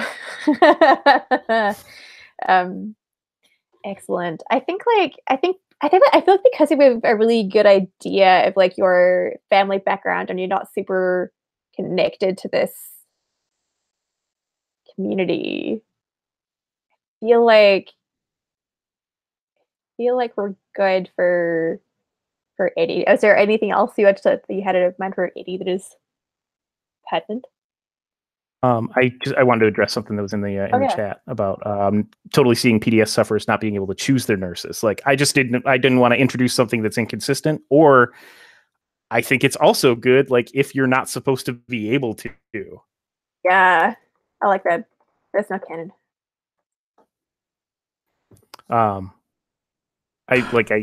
If I'm supposed to have a caseworker or something who's responsible for me, and like this is what James chose to do instead, like taking Eddie on as a patient himself. Oh yeah,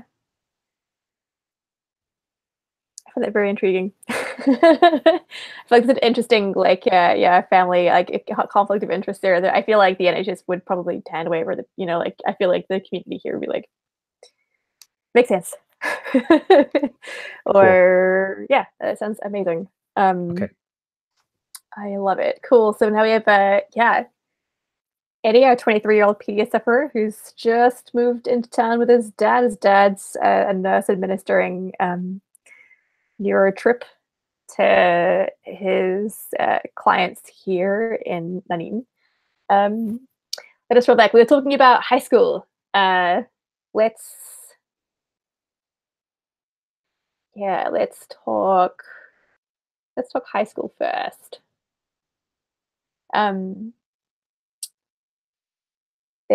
So we were talking about Ash and Liam potentially having a bit of like antagonism going on where I have already marked it on the sheet. Excellent. I've already moved it back to your sheet.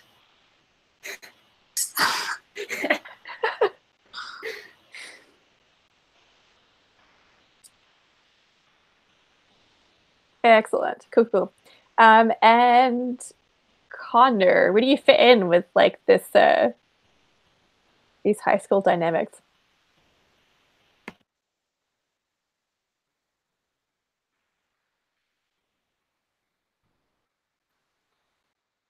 I can ask pointier questions if you want.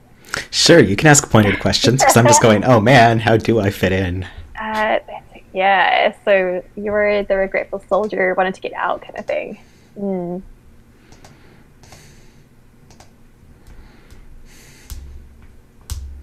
I feel like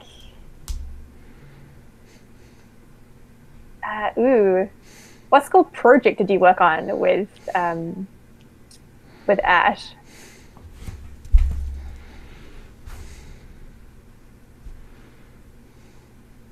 Or like if not school project, then like theatrical production or some like extracurricular, like we in some club.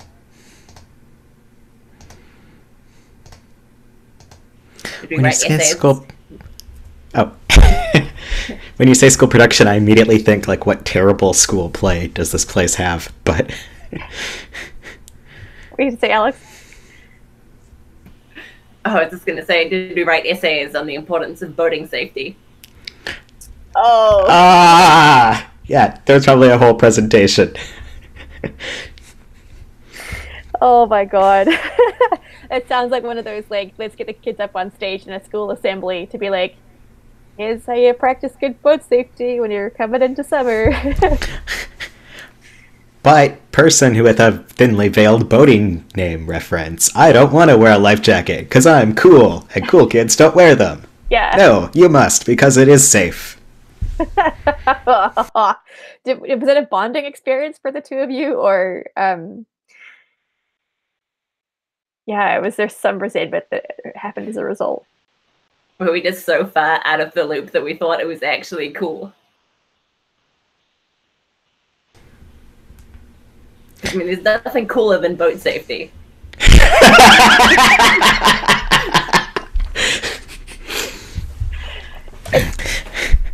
I think it was deeply embarrassing, but it was probably better than whatever alternative project I could have done instead.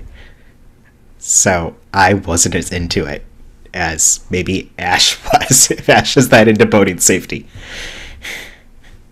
Oh, Ash.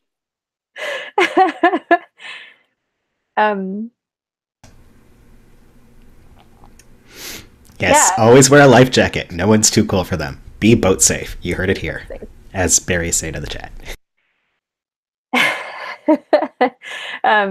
Yeah, but was it did you guys like so did you people bond over it, or did you leave going like, wow, Ash and I do not get on because Ash thinks boat safety is cool and I don't know how to relate to that? Or was there some sort of like sweet, like it was so embarrassing that like the two of you bonded over it kind of thing? Like how are you feeling?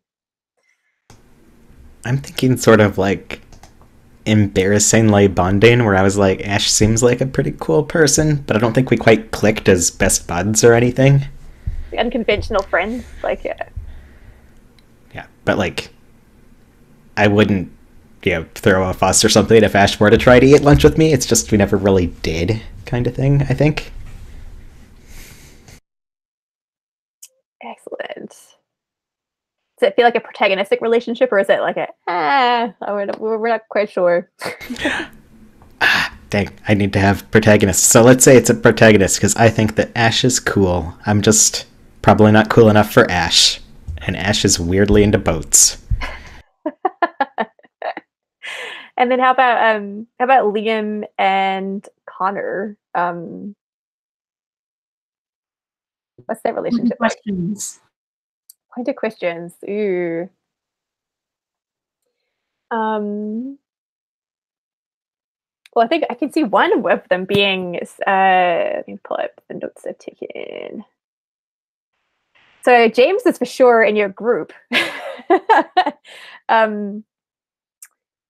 had a crush on Connor.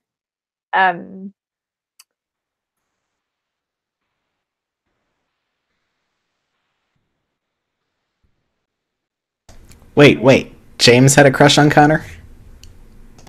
Wasn't James Edmund's father? Thomas. Sorry, too many Thomas. white bread. We're not getting white bread British names. Sorry, yeah, Thomas. Thomas is it.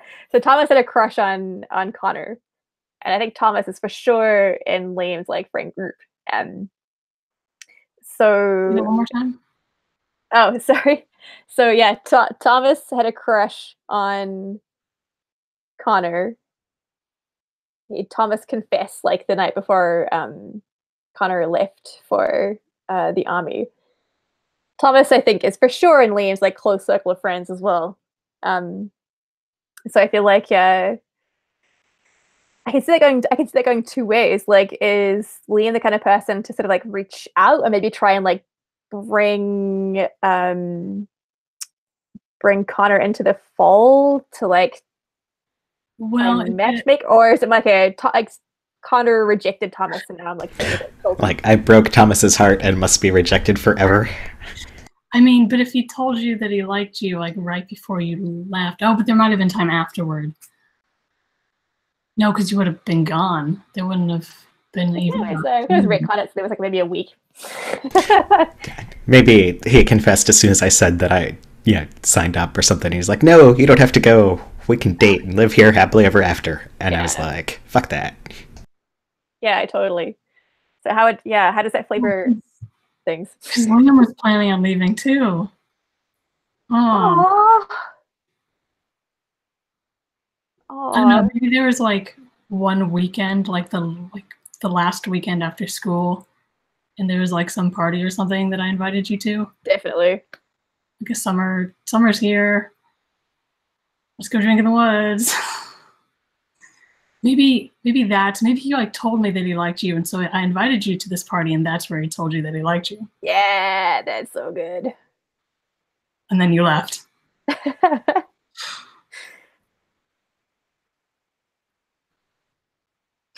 Have to sit, Ren. I think you make a face. I like that. I'm just going, so are you a protagonist or an antagonist to me? Because you tried to set me up with the guy that I was hoping to kind of just quietly leave behind. Yeah. I feel like we're playing the darkest game of Monster Hearts now.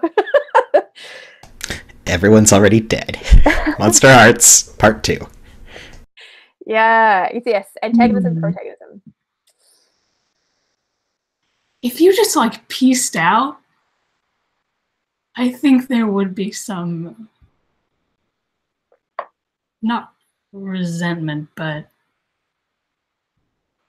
like righteous sort of condemnation. Like, how dare you? True, you have a morality stat, and I don't.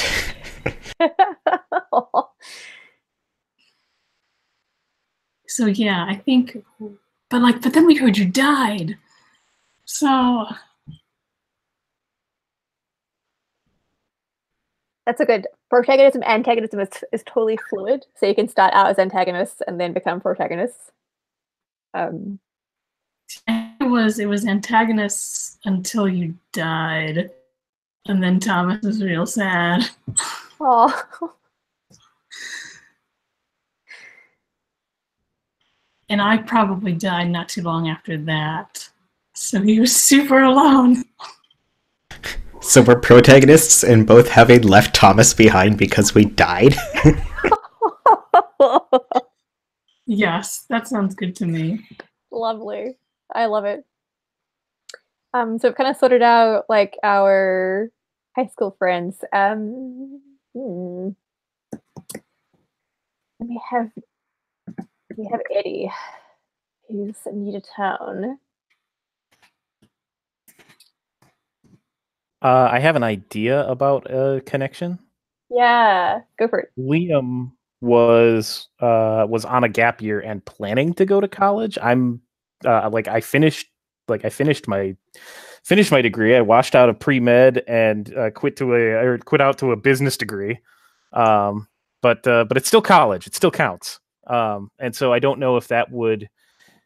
I don't know if that's like a have not thing. I don't know if Liam is still interested in pursuing education at this point.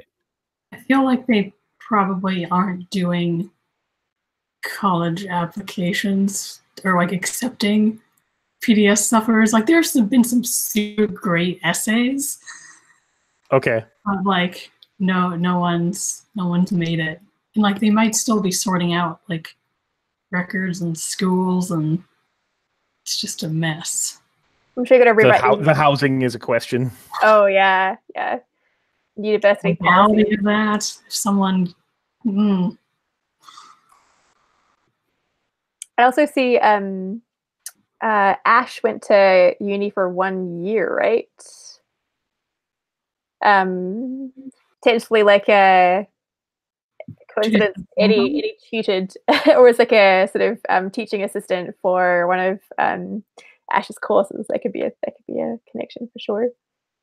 Well, I think Eddie probably took switching majors. He ended up having to take some first year classes later on in his career, in his collegiate career. So we could have a connection there. Yeah, like like Biz 101 or something like that. Right. Some really, especially if Ash is doing sort of like the BA core basics. It's like I'm sure accounting 101 or like or some like information science 101 is like it's always a common course. How do you feel, Alex?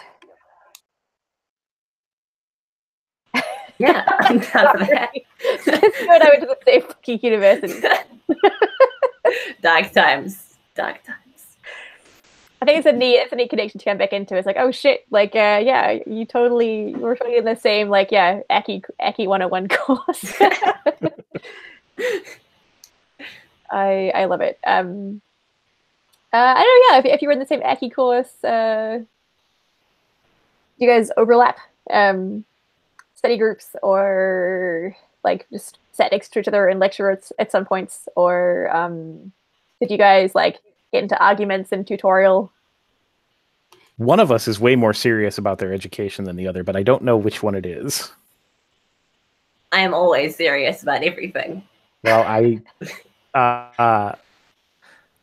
I think I very sunk cost fallacied this. I think I was like, well, I've got some stuff that'll transfer. What can I do? And my advisors told me you can get a business degree.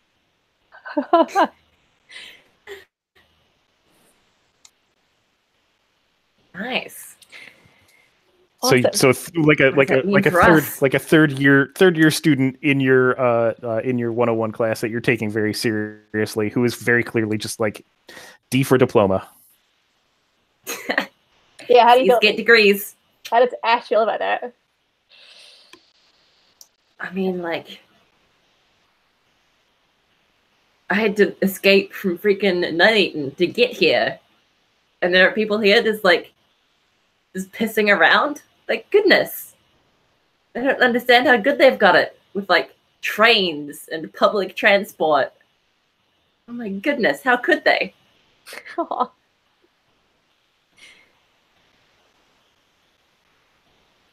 Awesome. So you have an antagonistic relationship with toward Eddie then.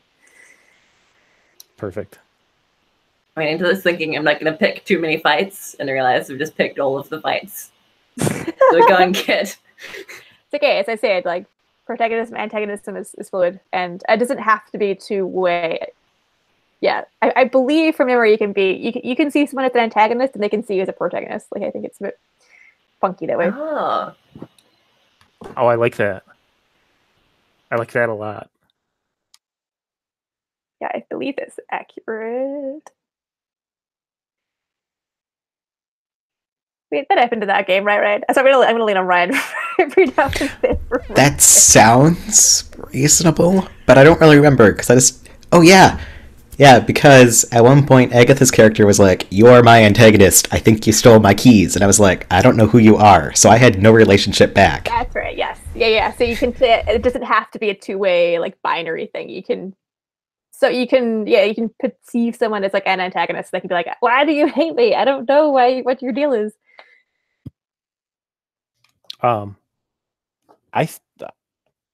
think that I may have a protagonist relationship with Ash then. So that'll go well, I'm sure. I don't know. There was probably something that he said in like, I don't know if it's just an impression that he made or if it would have been, I don't know what it is. There's about Ash. I have a string on Ash, or Ash has a string on me. I don't know. I could have been begrudgingly helping you with yes, tutorial work. Yeah, totally. No, because you're wicked smart, right? Totally. I love that. That's so beautiful. Awesome. I feel pretty good with like how all of our relationships are tied into each other. I'm excited to see Eddie's relationships change with Connor and Liam. I think I have a relationship with Eddie currently. Eddie doesn't currently have a relationship with Connor. That's okay. I think that sounds. I think that's okay. I'm going. The only way to have a relationship would be for it to change. So I'm not contradicting you. I'm just saying that we're starting from blank, which is perfect because you're from out of town. Well, I think Eddie is probably like staunchly anti-military. Ooh, nice. We can flag that as like a Yeah, for sure. I mean, I think I feel good putting that in now because we're gonna time skip to a point where like you probably know each other. Okay. So feel free to pop that in. We're gonna be a bit funky with our time is non-linear. Time is subjective. So, but I don't know how I don't know what the like the exchange of that looks like, because this might be like I'm anti-military because I'm like pro, like I'm pro the human aspect of it, so to speak. Mm. Like Connor is like a symptom of a problem, not the like Connor's not the problem, but Connor might not take it that way. Connor got chewed up in the military-industrial complex and then spat back out. But yeah. So I don't know. Like I'd be okay with going either way with that. I don't know, me too, because I feel like Connor probably doesn't have a strong stance on that, so much as like, yeah, I mean, it worked out for me really great. Look at how dead I am, sort of thing. And I think, you know, you came from outside. You had places to go. I didn't. I think that Connor might be like a real like rubber meets the road moment for Eddie, about like why people do this. And so I don't know, like I might it might make sense. It might make sense for this to be another Eddie has a protagonist relationship and Connor has an antagonist relationship. I think that works. Yeah, I think you're just that weird judgy outsider guy. Well, I don't know how the real world works. Yeah, your ivory towers and elitism and pfft. Nice. Excellent. And then I feel, yeah. I guess the last question is, do you have a similar like rough initial idea of how Liam and Liddy relate to each other, or like they don't have to, but if you have an idea of like I would feel about this way about Liddy upon. I wanted to take a gap year so bad, but it was so important to start school right away. Oh. Fairly neutral on my side, I think. Because, Okay. like, I don't know, have we interacted much, do you think? I guess I'd know your dad. Right. I think I'm okay with leaving it blank from one side. Like as far as like Eddie goes, like there's only people here. That's the only thing. There's nothing else here, so I might as well like ingratiate myself with some people. And you are all lovely. Aw. So 3 protagonist relationships. Oh, it's just the sweetest. That's not going to blow up in my face either. Cool. So we're overdue for a break. If people go with a 5-minute break, just try and cram as much drama angst as possible. Cool. So I'll be back like just before 20 past the hour.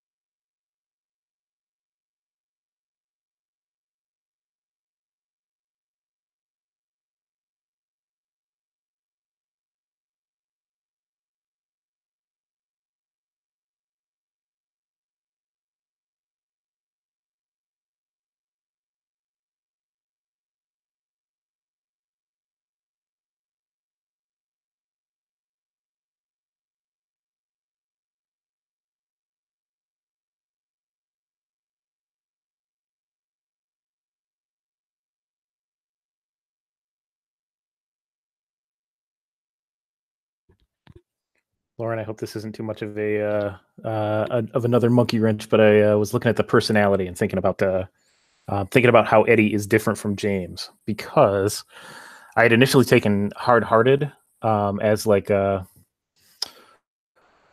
signpost for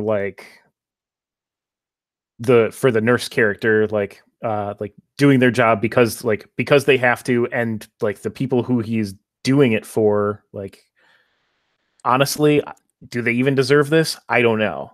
But I switched that from hard-hearted to divisive, because I think with what we talked about with Eddie, especially with like his ideas about how the world works, like he has them and he's reinforcing them when he's at his worst.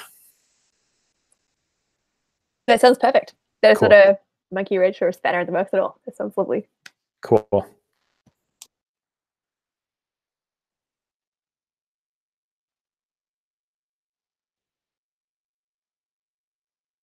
That's a weird moment. Oh, sorry. I was going to say I had a weird moment where I was making tea and I was like, oh, this is so weird. I'm playing in the flesh the game. I'm just going to issue preemptive stars to everyone for putting up with me totally changing what character I was playing after we already talked about it. Thank you. Oh, that is. I think I love where we've come to with it. It's very interesting to me that we're all playing Monster Hearts now. I love it. I'm very, very happy with this. Excellent. So I think we're about to start playing. Yay! Thank you so much for sitting through that very extensive setup process. I think it would be well worth all the effort, and hopefully we can get a really satisfying chapter 1 for Liam, in the event that Liam can't return. That's my goal. So I'll just quickly go over the bare mechanics, because I feel like there's a fair bit of crunch going on for your like average story game. So the stuff to keep in mind heading into the first chapter is, and this is all kind of kept on your character sheets. So let's start with the 2 bottommost boxes that talk about earning plot points and spending plot points. So a lot of this game focuses on who has like narrative control, like who has the right to dictate what's happening in the story right now, whether that's introducing new plot elements or describing like the outcome of a conflict or some kind of stakes that have been set.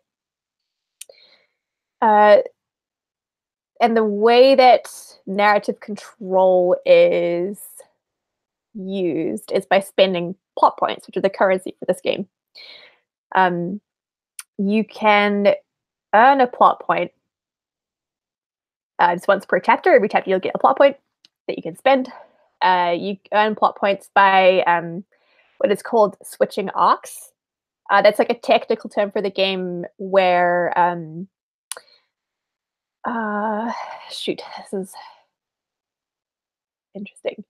So switching arcs pretty much refers to those moments in a character's story arc where they flip from like being more villainous to like having a sudden change of heart and like taking the moral high ground. Or alternatively, being a morally good person and having a moment of weakness where you lash out or do something you're not super proud of. Mechanically, that is represented through the arc there, where it has +1 to 4 and -1 to 4.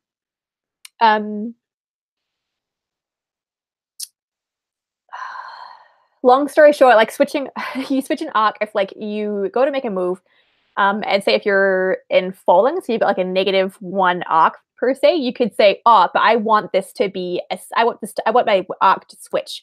And instead of like being this villainous scumbag, I want to take the moral high ground and like protect my friend. Stating that means you're not switching arcs. You'll go from a -1 arc to a +1 arc.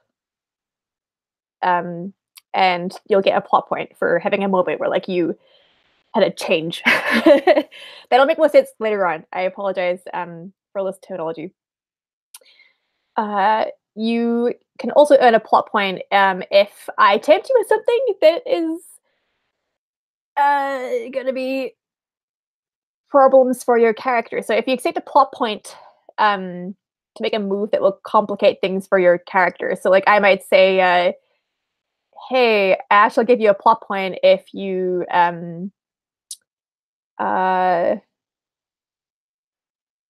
instead of shaking hands with someone to punch them in the face. I guess I need to. I feel like the rules are slightly different to what's written here, but pretty much if I can tempt you to do stuff, and if you want to do it in your, because it's going to be in your worst interest, then you get a plot point to compensate you for that.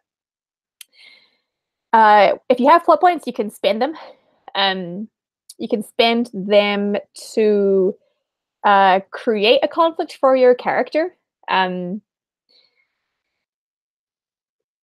How that looks is we'll get to, we might, like, how it's played out in the past for me anyway, is like you'll be in a scene narrating it with another PC or with an NPC and get to a point where you're like, I feel like there's a conflict going on here. I feel like I want to ask out Ryan's character, but I feel conflicted about doing it. So I want to set some kind of conflict about like around like being unable to voice my feelings for Ryan's character. You spend a plot point to like create that conflict so you can make a move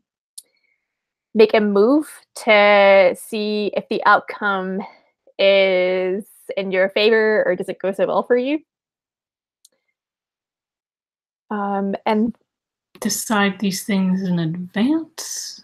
It's yeah, I've had it play out both where you want to frame a scene around like I want to have this conflict with so and so, so I'll spend my plot point before the scene to make that conflict, and then we'll narrate it out. We'll get to a point where I want to make a move to see.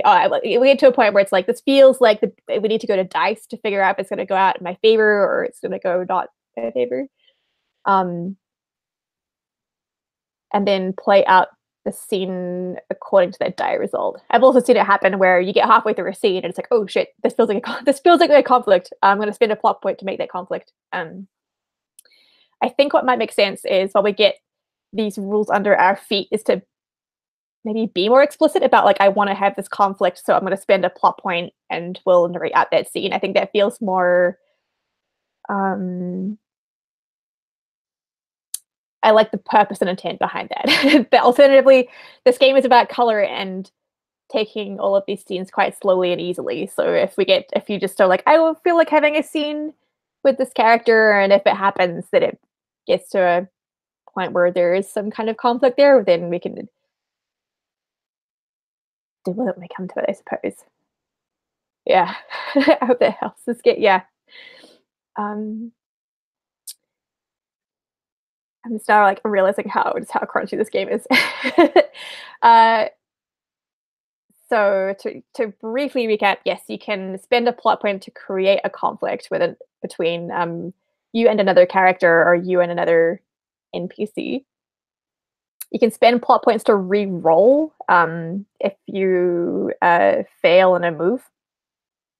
And you can also spend a plot point to take narrative control, introduce a story element or an NPC. So an example in the book is say if that's a good case in point. So like say if in our story we've established that PDS sufferers can't choose their nurses, and you're like, actually, I think that in some cases people can choose their nurses, like if they can pay for them or something. So I want to spend a plot point to make that true. It's like, cool, that's not true. Like people can pick and choose their nurses under certain circumstances. So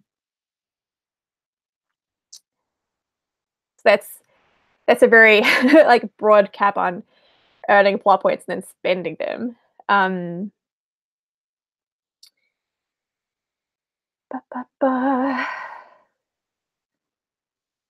Just trying to think now. I feel like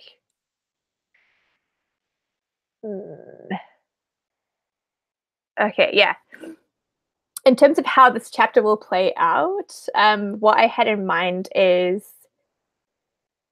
we'll have people call for scenes they want to see with other NPCs or PCs to get a flavor of their home life, and then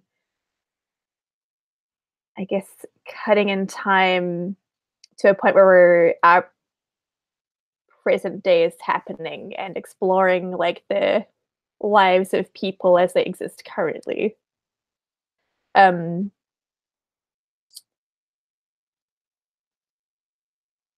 and I guess like the structure of a scene can go two ways. Either it could be a color scene where it's just two characters feeling each other out, having a conversation, being sort of mundane slice of lifey.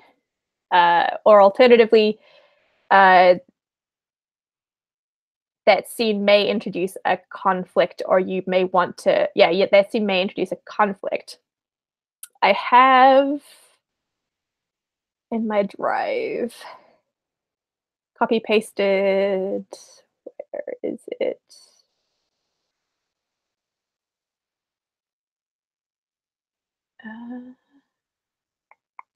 Let's do it in a new document.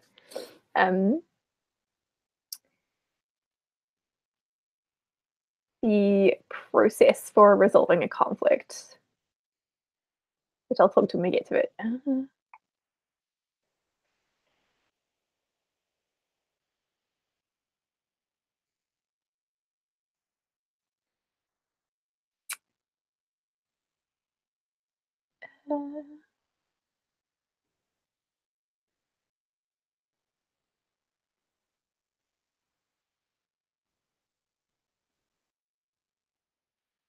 we go. Okay.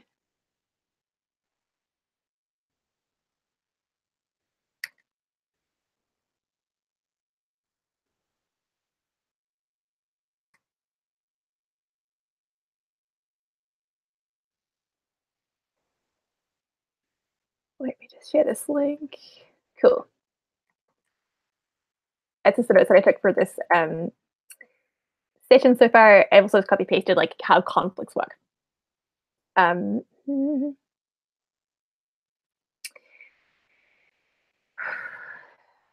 Yeah.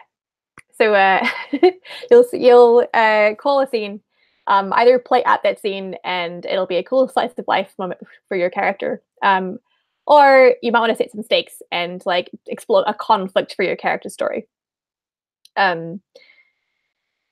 When it comes time to resolving a conflict, we'll just work through it stepwise when it happens, because there are like 4 or 5 steps for resolving a conflict. Yeah,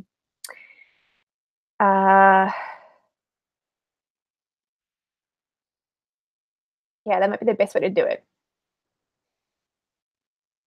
Let's see how that goes. So, I think to kick us off,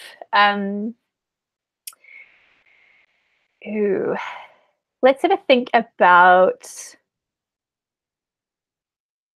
I would love to hear kind of like, for if this were a TV show, our montage introduction to like your character arriving in Nuneaton for the first time, to get a sense of like who welcomed you back, if you were even welcomed back, or in Eddie's case, like what it was like to arrive to this place that you don't really call home, but there is home here.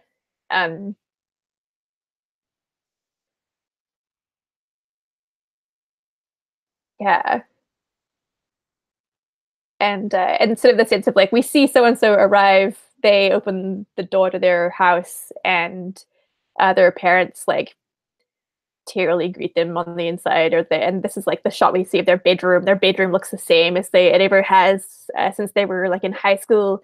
They dump their things down and like sort of take in like the poster on the wall of their favorite sports team or whatever, like to stay cute little like montagey shot of how they came to be in Nuneaton. So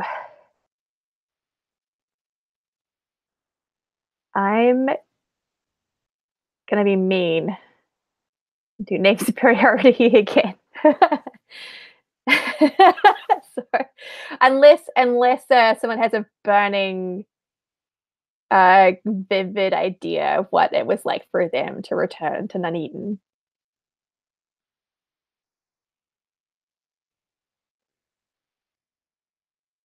I have the barest idea of a sketch of what Eddie coming to Nuneaton looks like. Then let's hear it. I'm all ears. So Yeah, go. so this is set in James and Marjorie's home, and it's the day that Eddie's coming home from starting treatment. And he's about to be discharged for home treatment. James is kind of pouring over a piece of paper with like showing like information about his assignment, and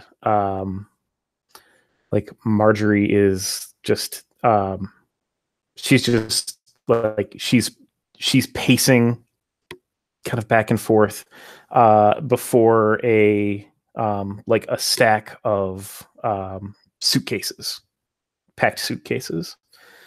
And this is the Great American Novel, so it probably needs dialogue, but I don't want to do it, like, because if this is opening montage, I want to get away with a silent scene. Totally cool. Okay. And I think that there's even for the assignment that James is going on, the number of bags that are packed is clearly more than are needed for one person. And when the car bringing Eddie to their home drives up, and he gets out and starts gets the few things that the few personal effects that he's brought with him. He's met outside by James, who is carrying two suitcases in one arm and another one kind of dragging behind him, and so he's coming out and meeting Eddie, and Eddie is denied that ability to get to get back into his home. James is taking him with him to Nuneaton, and as James is leaving the home with the suitcases, Marjorie's pacing, just she just sits down and just breaks down, and James and Eddie drive away without Eddie getting.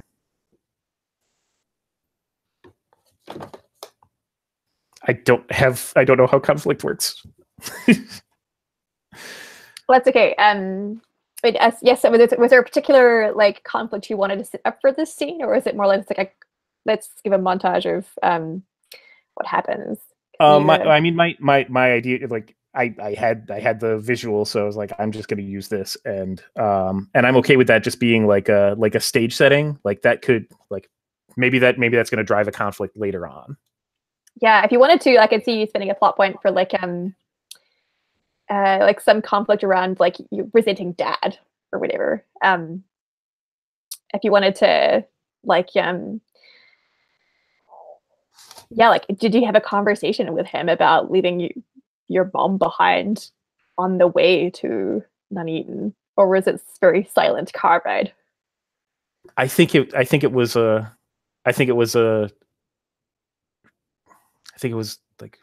where are we going, Dad? Why are we not? Where's Mom? And I think that James is just stone faced, just doesn't give Eddie anything. Yeah,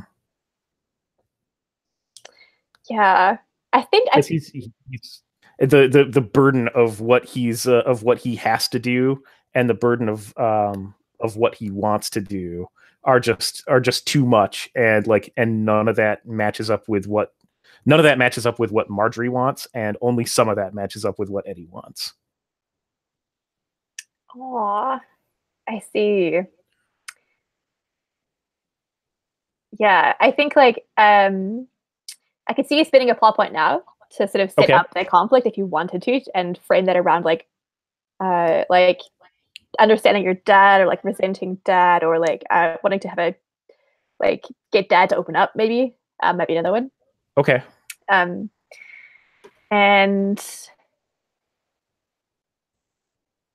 I think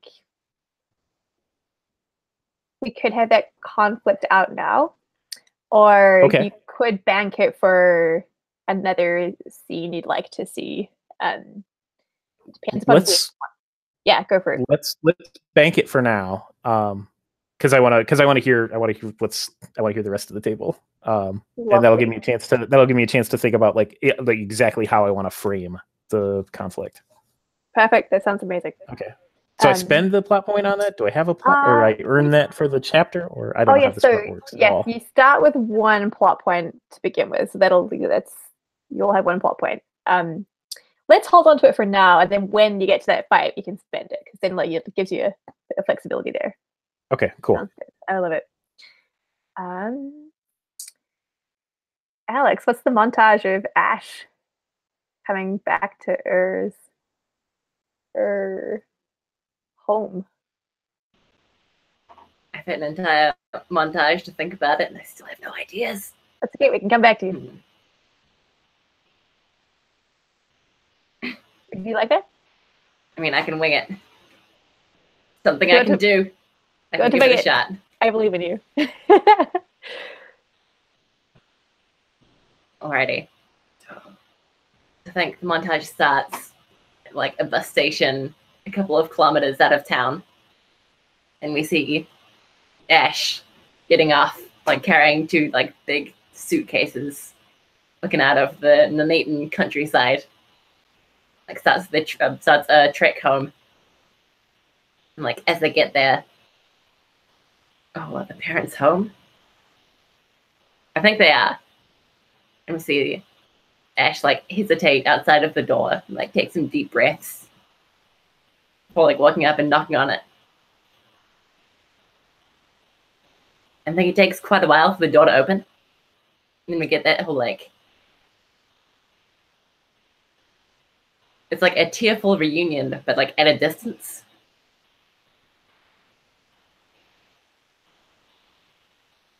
I don't even know how else to describe it. That's cool. That sounds like a lovely montage. That's cool. Oh, I was just thinking about the setting the entire time. So I had a whole bunch of house ideas for like the tour around the house. I want to hear it. Because I think Ash's bedroom, which was filled with entirely boat safety themed like posters, has been like renovated. So like none of the original like boat mobiles or toys, I guess, are remaining. And I think he like looks outside the window to the backyard and sees like the old tree house that the three of them had growing up, and just like scene fades out on Ash climbing up the ladder to it. That's amazing. I love that. Oh my gosh. Connor, do you have a montage?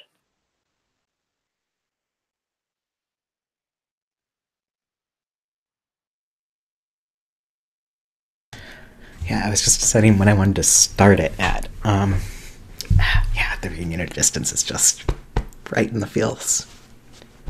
Oh.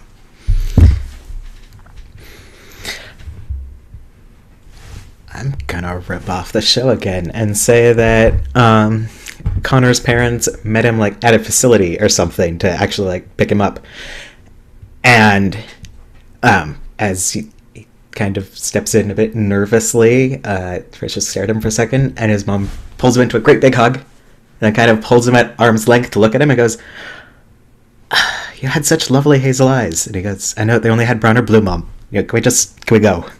And they kind of escort him out, and you see the car like driving down a country lane or something up to their house. And he walks in, and his room is exactly as it was. There's nothing changed, but there's no dust on anything either. And he just kind of sits down on the bed and stares at one of his posters. That's like a really cheap, like Degas replica poster or something with the ballerinas because he liked the brushwork or something. And it's so tacky, but it's also really familiar.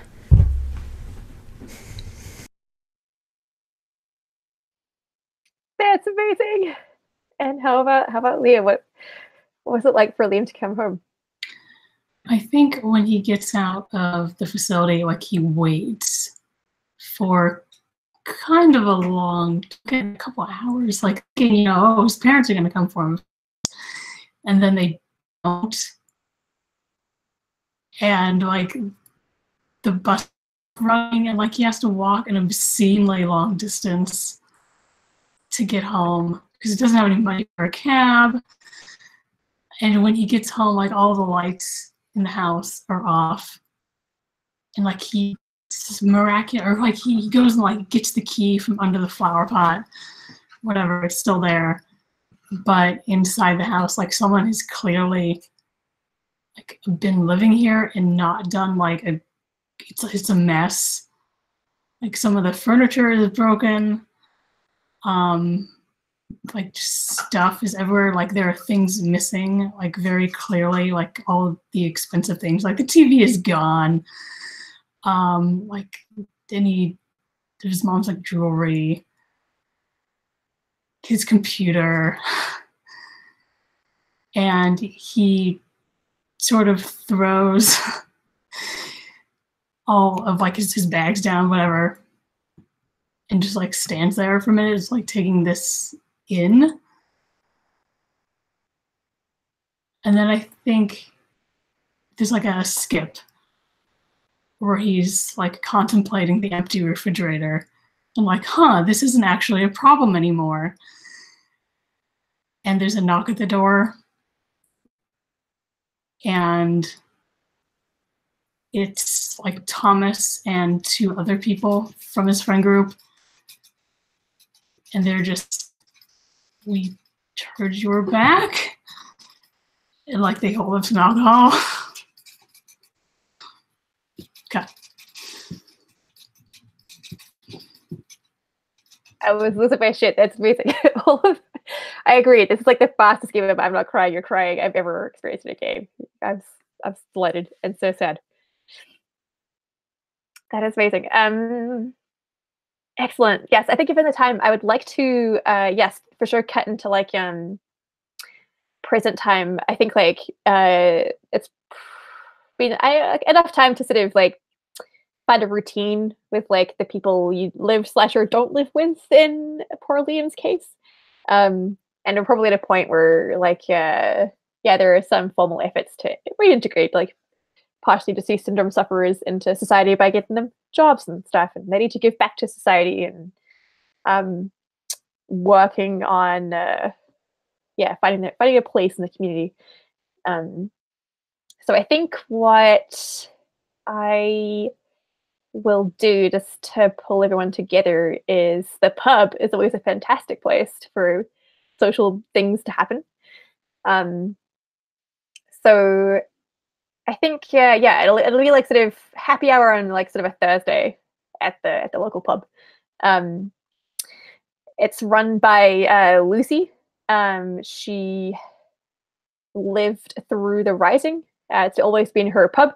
She defended it thoroughly during the Rising, and I think you still see evidence of that, like in the sense that there's nail holes like in the windows where they've been boarded up and they've since been like pried off and that kind of thing. And there's a fair bit of like interior damage that was done that they haven't had time to, like, I haven't had the money to repair, but they've done their best to like keep it in good nick. Definitely like, yeah, there's for sure a rifle behind the bar. And yeah, I think there are still those signs up that say like, yeah, I'll put like HVF drink free, right? Like they're still like posted up on the walls despite the regulations around like the HVF being disbanded. And we get a like slow panning shot of like, it starts with like sort of that hard cut from like Liam closing the fridge door to like Lucy pouring like a pint from the taps in the pub and like sort of pushes that down for like, yeah, for Thomas. Like Thomas gets a pint. And he turns around to see like a couple of like the old high school friends who are sitting in a booth. And yeah, let's we'll say that let's say yeah,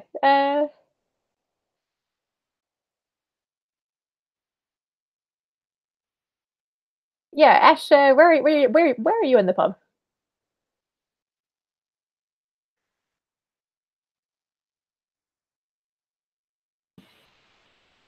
That is a good question.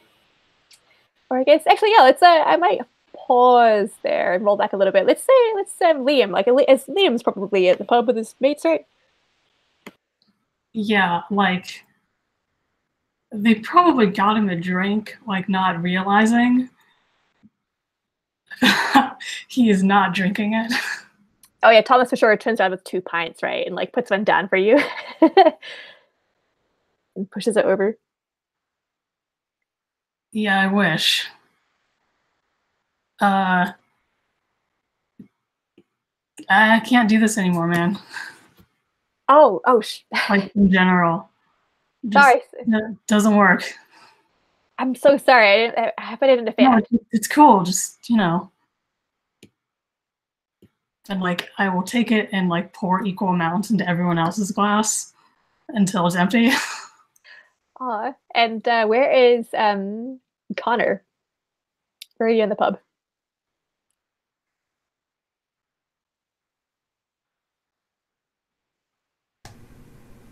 I think Connor walked in with probably with his dad, trying to be like, we're gonna go to the pub and talk to the boys, it'll be nice and normal and everything, and sees Liam and Thomas, and just you can see the oh shit, I didn't want to deal with this today across his face, and kind of runs a hand over his hair, which is still buzzed and it's never gonna grow back out, and he kind of hates thinking about that, and kind of straightens his coat and just follows his dad over to a booth. Or actually probably up to the bar where his dad wants to chat with, what was her name, Lucy? Lucy, yeah. Do you pass Thomas coming back from the bar? Totally. I think Thomas Fisher will like meets your eyes and like pulls a face and like tries to hide behind his pint and like looks desperately at Liam. Yeah, and Connor totally does this is super awkward and I know we both wish that this wasn't happening, and sort of half smile and just keeps going.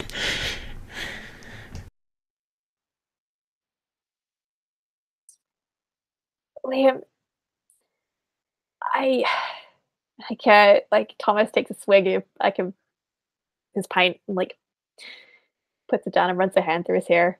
He's like, Liam, what do you think? Like,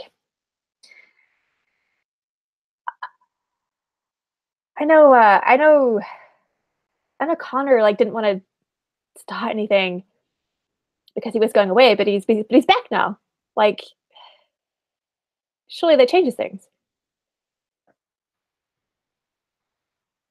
Look, man, you won't know until you ask. I don't know. Do you want me to talk to him? Yeah, would that be okay?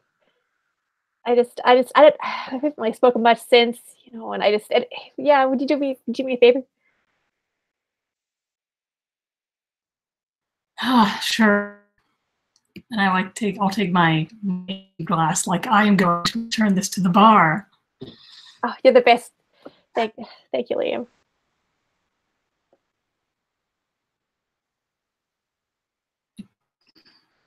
So, like, essentially, you want me to ask him out, right? Well, I mean, if he's into it, yeah. I mean, but like, if I don't know, just don't be obvious about it, please. Maybe this is a bad idea. No, yeah, do it. I just, Okay, right. I got you. Like hides by this pint again and tries to not go beat red and fails. Just like under my breath, like fondly, Jesus. Okay, so empty glass, taking it up and like pushing it like right up beside Connor, and then just like so. Hey, I am.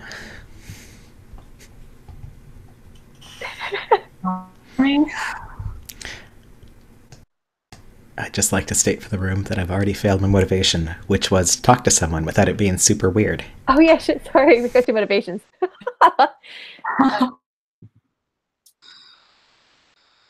Whoops. Yeah, let me do a quick pause.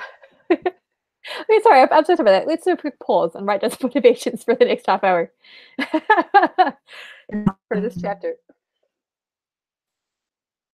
Get Thomas a date. Or like figure out how things have fallen. What the situation is. No, let's get Thomas a date.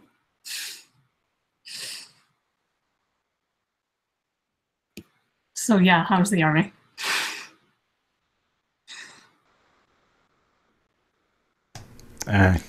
Didn't turn out so great. How was your gap year?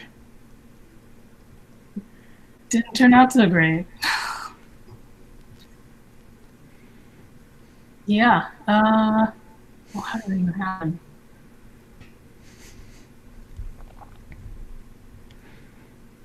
Yeah, I think you just say it. So yeah, it didn't happen because it got fucking murdered. Wait, what? No, I Did think you hear about all this? They cut the trial short.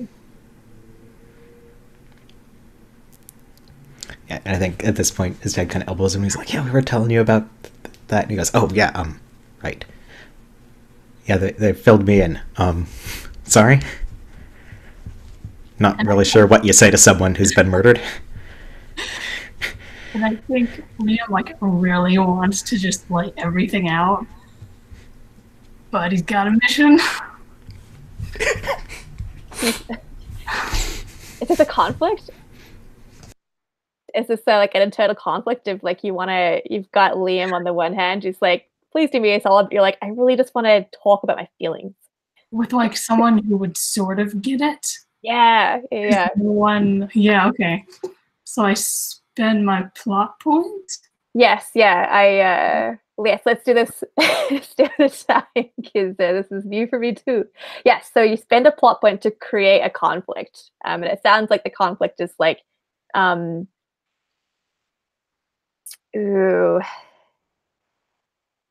it sounds like the conflict is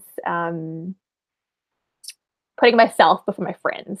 It feels like, or Okay. putting my needs before my friends' needs, maybe, or whatever feels appropriate for that wordage for you. Yeah, that works. Because I think he's told them about it and they just like are trying to be supportive, but they like clearly don't have the frame of reference to like really get it. I dig that. Okay, so what do I do? Okay, cool. So now I've spent a plot point. I'll try and pull up. I had a slightly, for some reason I have two versions. Aha, that's the version I wanted. Yes, this will help a lot more. This is a slightly more like itemized step by step of the conflict process. Once it loads. There we go. Da, da, da.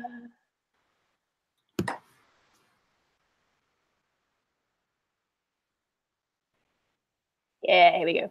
Oh, so you can roll dice.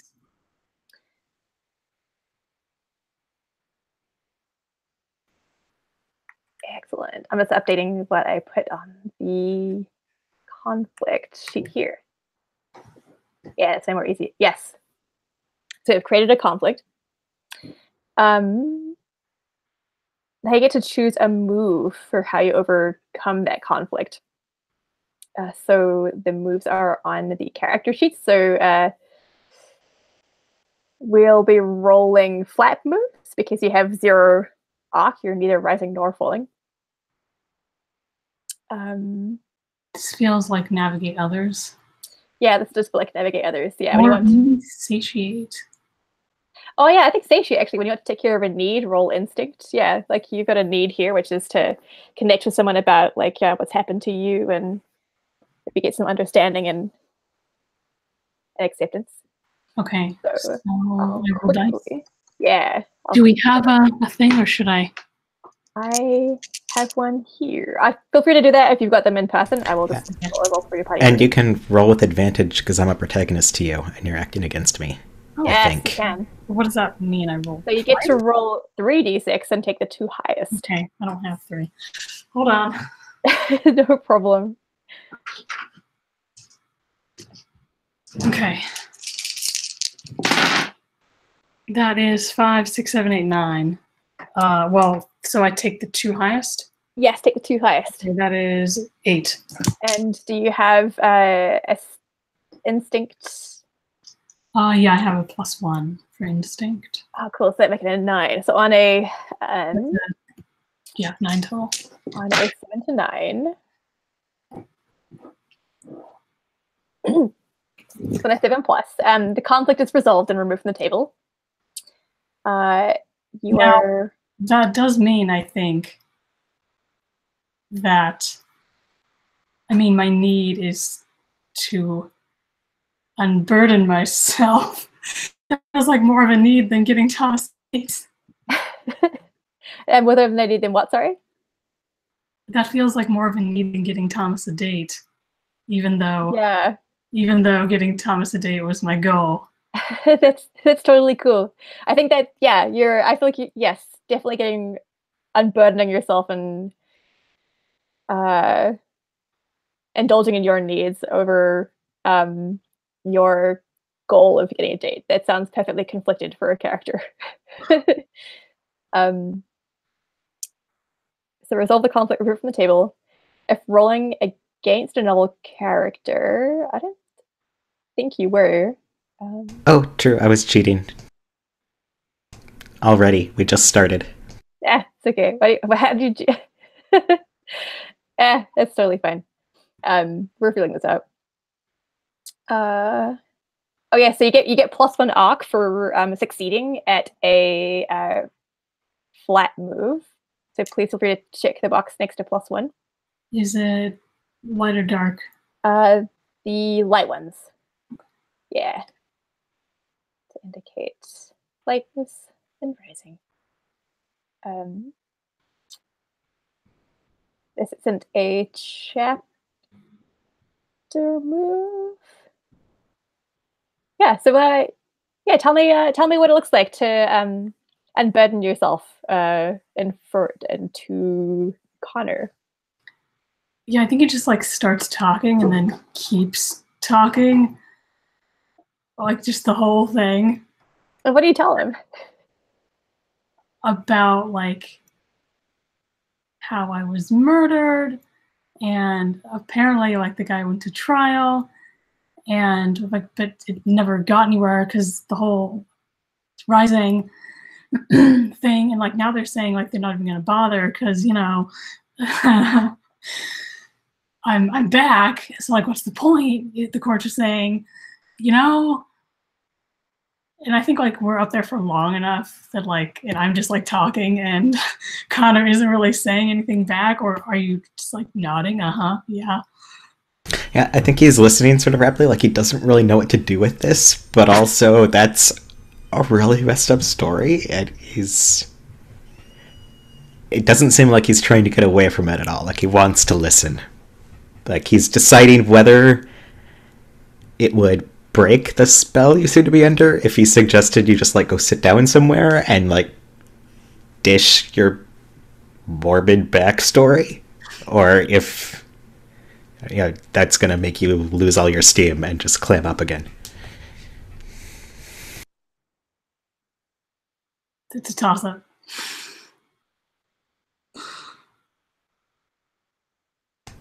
But Oh no! I will create some drama.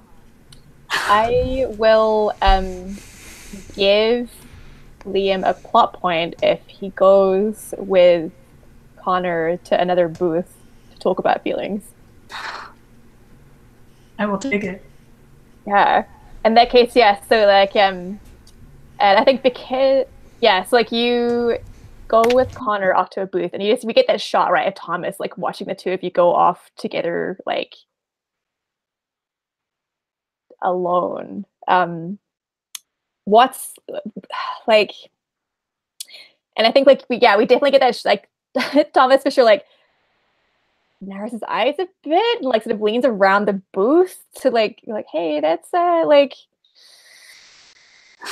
that was a really long time to talk to someone and like surely like if dates are happening you should be coming my way and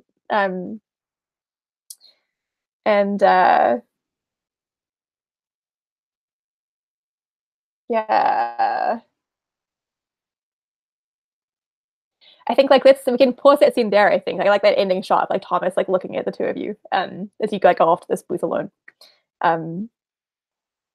And how about Ash and Eddie?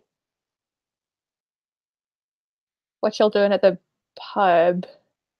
I always feel like it almost makes sense to I was a suggestion if Eddie's bumped to come into the pub and Ash is the only person in town that they realize that they know perhaps that's it. So you might glom onto in the pub. Well, I had an idea, and so the motivation that I wrote down is get a job at the pub, and I could see this like going a couple of different ways. Like obviously Lucy is going to have a really significant like anti-PDS bias. However, I don't know if she's a Holcroft. I don't know if there's any anything in that. And then like from a mechanical standpoint, like I could see this either like being a satiate for self-reliance or a rally. Like either of those seems like it makes sense to me. So I think sorry, go ahead. Oh no, yeah, that sounds good. Yes. If you wanted to like make this is an interesting game because you almost need to like plan your move and then work back to the conflict because it's like you can only roll a move like to resolve a conflict. Right. So yeah, I could definitely see if you want to like approach Lucy and be like, "Hey, give me a job." Like let's like I see you've got a like hey, any jobs going? Like give me a job kind of thing. We can set that conflict of like convince Lucy to let me work here. Then we can like sort of roll that out. Yeah, if that's a thing you would like. Yeah, that'll work. So I think the entry into the scene is like Eddie's looking at his cell phone. And he has like 3 texts from James that are like, call your mother. When you talk to your mother, ask her about something. Like the clear implication being that James is not talking to Marjorie on the phone, and using Eddie as like a go-between. And then when Eddie walks into the bar, he goes from like one bar to no service and just like shakes his head at it, stuffs it away.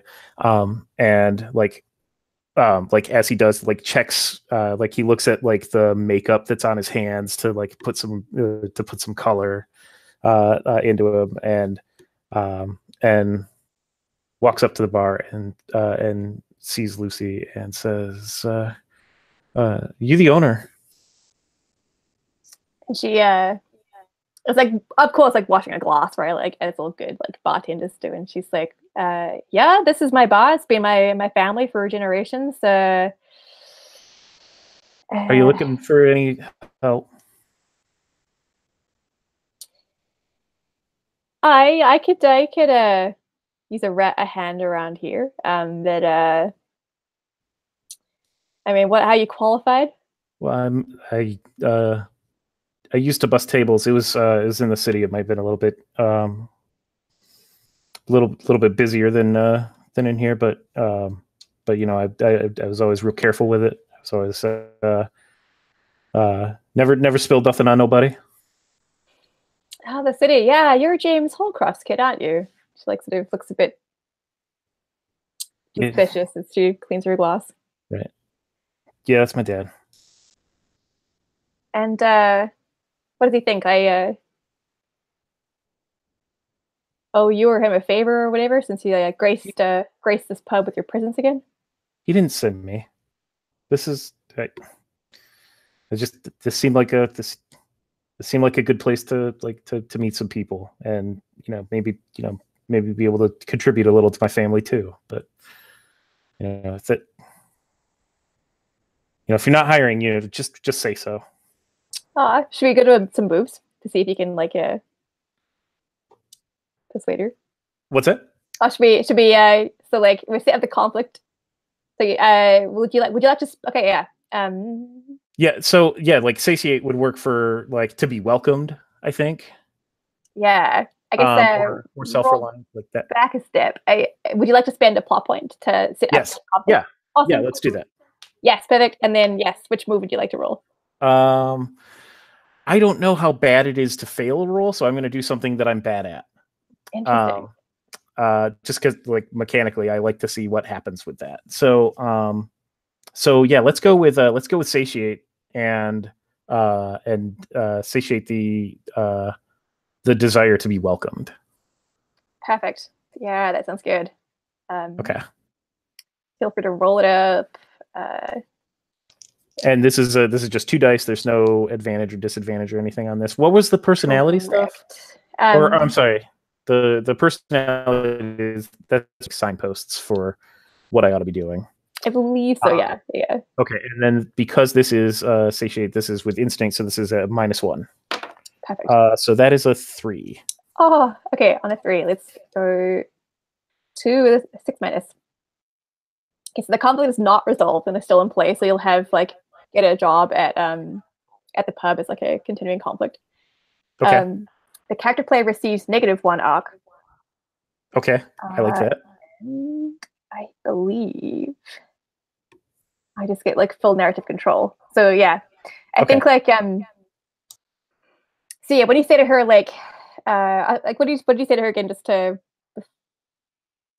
it's not my dad that sent me here. This seems like the place to meet people here, and I'd like to meet some people. My dad doesn't have anything to do with this. I think Lucy puts the glass down and she's like, I can appreciate wanting to come here and find community because we're lovely sorts around here. You see PDS sufferers and living alike getting along very well, and she gestures to the very, very few living and PDS patrons who are in the pub. And she gives you a good eye and says, you know what? You have a lot of making up to do for the fact that your family left this place. This is a good place. We grow good people here. But if you keep your nose clean and show that you really are here for the community, that you see a life and a place here, yeah, I can maybe think about giving you a job, but you gotta understand, you can't just wander in here and expect a handout. I don't know how it works in the city, but you've got to prove your salt here, prove your worth, show that you're worth something before I can give you a job. And then I think I'll see Ash kind of out of the corner of my eye, and I'll say, okay, Ash here. I'll make some. I'll do that. Ash is I'll see. And so I'll see Ash, and when I do, I'm gonna walk over to a dartboard and grab the darts and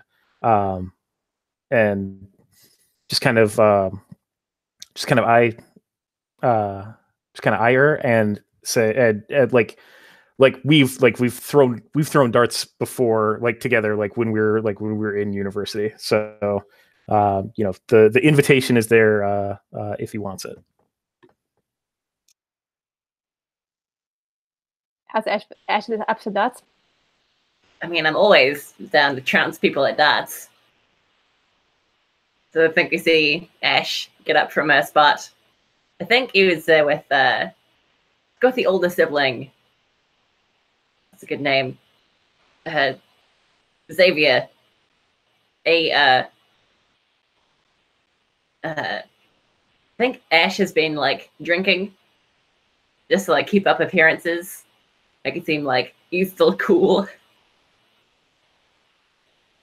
But yeah, Ash will totally play some darts. So, what did I owe you last time we played? How much down was I? Okay, I'll go and get Ash a drink, and I don't know what's gonna happen with that, but that sounds lovely.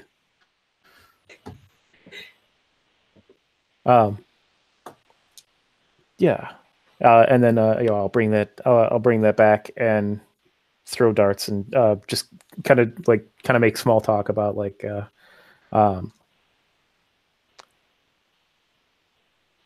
I can't tell who in here we could beat. If there's anyone that we can anyone that you can hustle. I mean, there's me obviously, but well, I mean, people out here make it better than they do in the city, obviously. What was that with Lucy earlier? Oh no, that was Did she turn you down already? What do you mean? We were just talking. I hadn't been in here yet, so I wanted to say hi. That's all. Oh, I thought you were asking her out.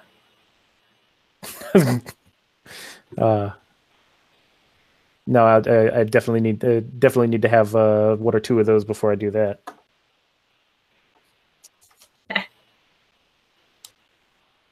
Then why are you here? I mean, everybody's here, right? This is where people come. Yeah, totally. There's not too much else to do around here. Look, if I just come in here and just hang around, that's not any way for me to. That's you don't go to a bar and not drink, which obviously you still remember. But I needed to get out of the house. I need to go and find something I could just like go and do, and so I'm here. That's what I'm doing. I think Ash will silently hand you the drink he was drinking, go back to Xavier, pick up the empty glass, and just like clink them together. Oh, you're gonna make me drink this, aren't you?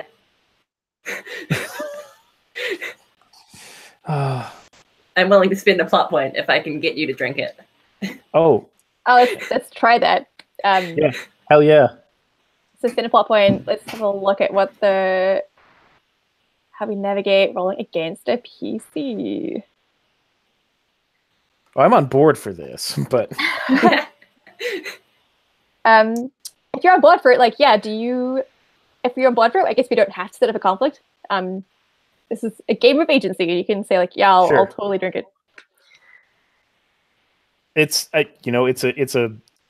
It's a more honest connection that I've made with anyone, or than I've made with anyone else in Nine. So I think I'm good. I think I'm good with that. But I was also looking. I was looking at other people's motivations, and I looked at Ash's, and I was like, oh, I wonder if I don't know if there's a way that I can influence that. I don't know if Ash wants me as a friend. Probably not. I don't know. You're good friend material. I believe in you. So many unicorns in this game. No matter what happens, we're going to rewrite a relationship as you don't go to a bar and not drink. Nice.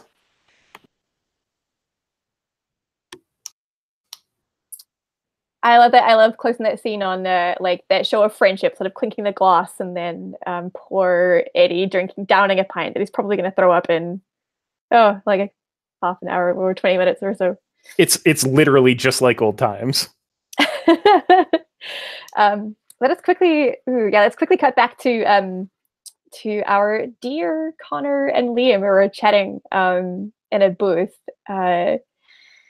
So I think like after some time, Thomas gets up and takes his like half drunken pint over to the two of you and kind of like sidles up a bit awkwardly with an ear to the air to like see if he's interrupting something.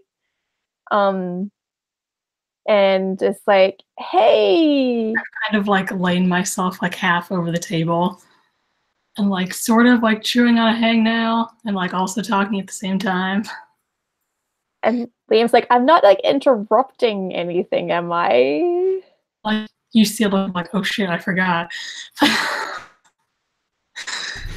And Connor was looking probably the most relaxed he has this whole thing, right up until Thomas spoke, and he's like, whoops. And like Thomas like clears his throat. It's like, I mean, like if I was interrupting something, I can just leave, but like shoots Liam like it's fine. And I like stand up and like, here, sit down. Oh, okay. His glass.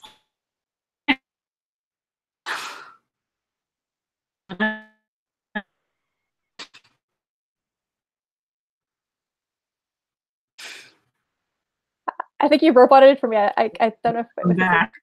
Yeah, I saw robots get Sarah. Oh.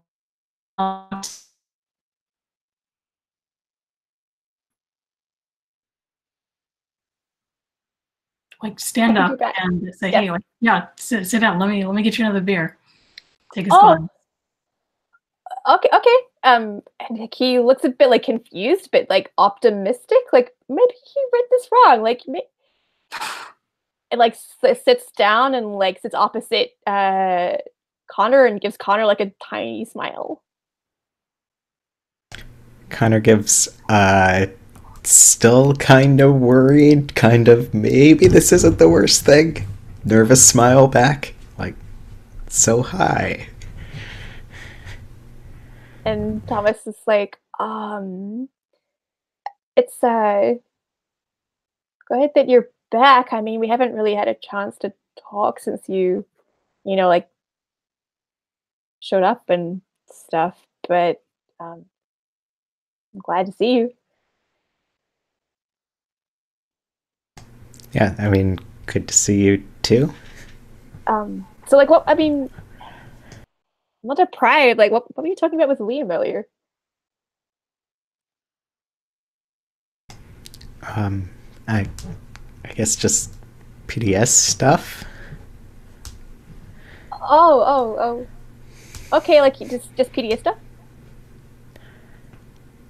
Yeah, like, you know, he got murdered. That's kind of heavy. Yeah. Oh, yeah. Of course. I mean, totally. That sucks. I'm really sorry about that. Yeah, I mean, rough way to go for sure. Not that there's really an awesome way. Yeah, but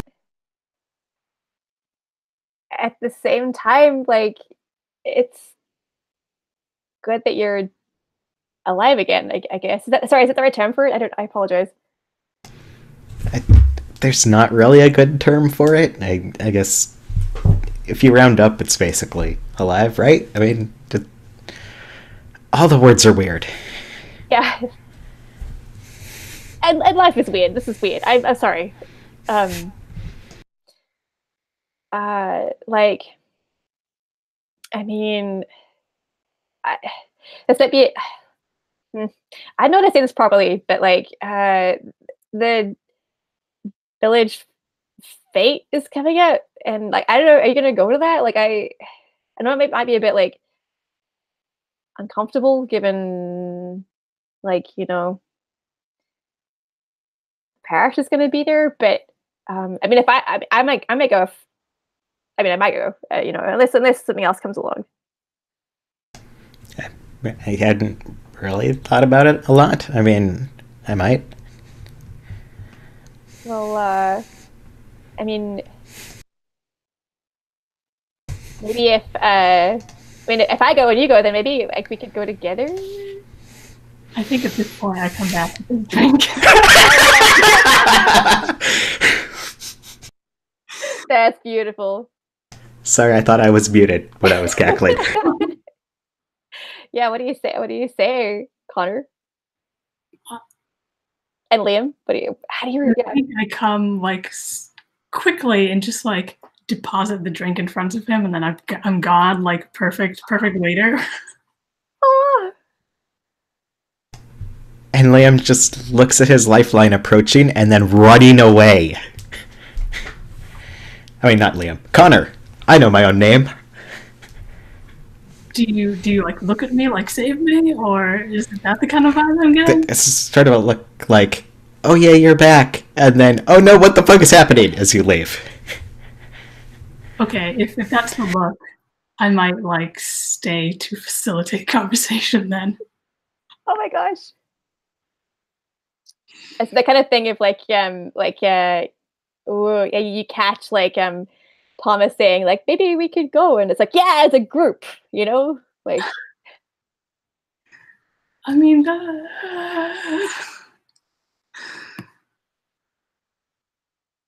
yeah. So I think I like drop the drink, take a few steps, and then like sort of just like backpedal and sit down next to Thomas,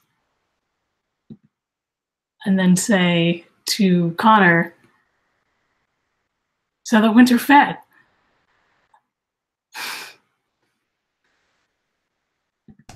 Yeah, Right. that's the thing. I mean, it sounds like it. Sounds like a thing to do. You kind of have to go, like the entire town's going. Yeah, I mean, it'd be weird to be the only one not there. Yep. Yeah, totally. Thomas, you're going too, right? Yeah. Yeah, I mean, I think I'll go. Like, I was maybe not thinking about going, but you're right. If everyone's gonna be there, like everyone like has a look at like both Liam and Connor, and it's like, well, I guess I to go too, right? I mean, you can't not go. We're all going. Yeah, you're right. Yeah, and we're all friends here. He like hides in his pint again. Yeah, Connor. So we'll come like pick you up. I don't know. 6. Okay, yeah, and then we all can walk together, I guess. Yeah, it shouldn't be too cold then. I'm trying to picture how far away that might be. Probably. I mean, tiny small town. Everything's walkable. Right next to the graveyard. Oh, of course. And you can see Connor wishing that he could also hide behind a pint.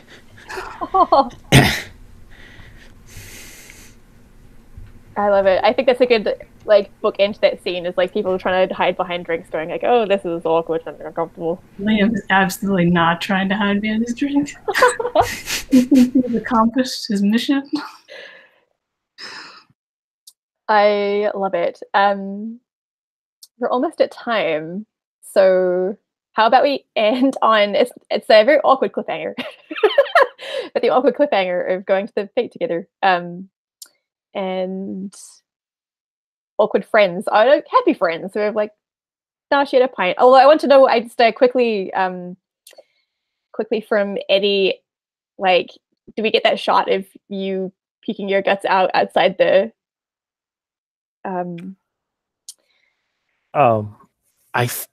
I don't think it's outside.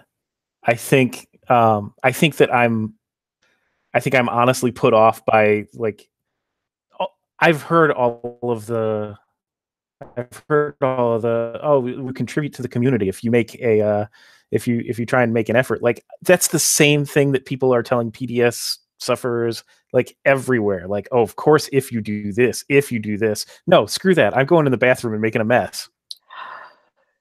Oh, I love that idea. Okay, yeah, that's a perfect cliffhanger to end it on. Is like the puke protest in the bathroom. I'm falling, so I figure why not? Yeah, that'll be such a. I think that'll be a yeah. It feels like a good place to pick up from when we dive in next weekend. Is the puke protests. I love it. Awesome. So cool. That was session 1 for In the Flesh. Question. Oh yeah, go for it. What happens if we succeed or fail with our motivation? That is a good question. I don't remember reading about that in the game text. Let's quickly look for motivations.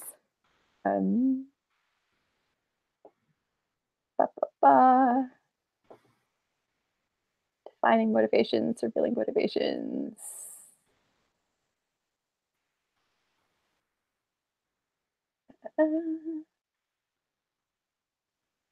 Motivation status.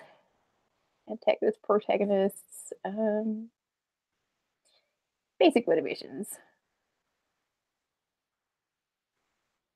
I don't think it talks about what happens if you get your motivation or not. I don't think it has a mechanical weight to it. It's just like a guidepost for that chapter. I almost feel like you should get plot points for it, but I don't know.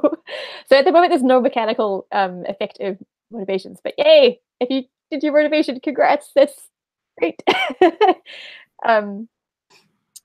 Awesome. Yeah, and as far as I can see, there's no end of session stuff. It's just like a draw a pen and that chapter. Although I think we did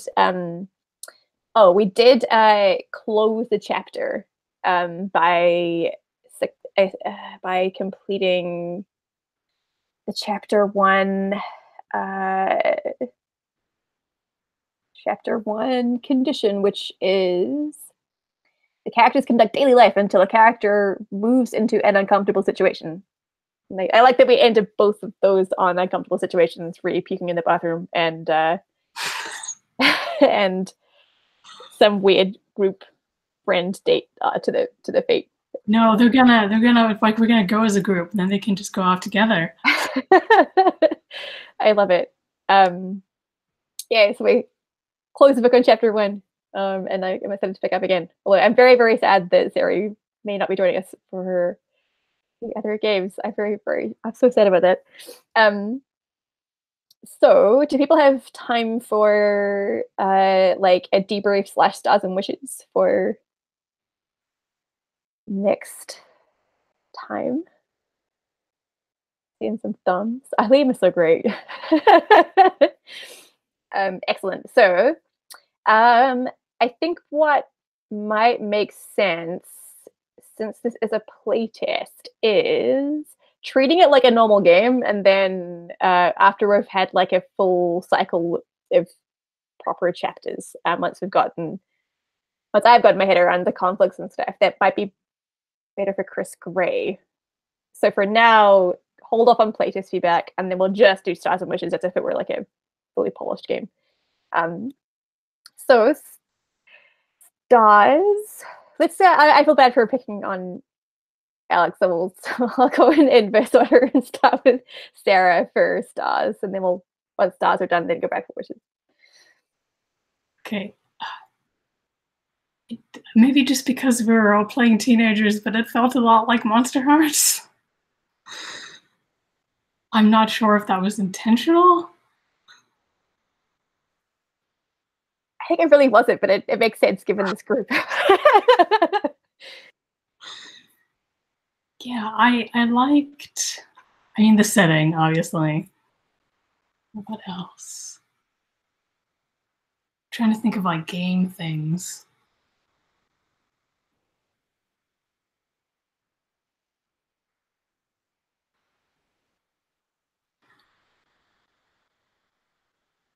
I would like to, well, this is more of a wish.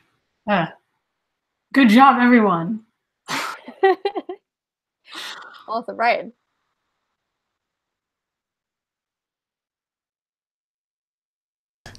Okay, so stars. A lot of people, because oh my goodness, I love all the characters. I have so many feelings about them.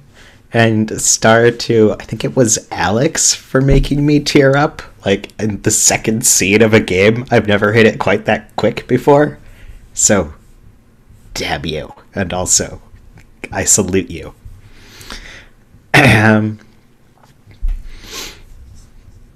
Stars to everyone. This feels very, very on tone, and I have feelings, and I'm sad, and it is hard to play the game while also screaming about it in chat.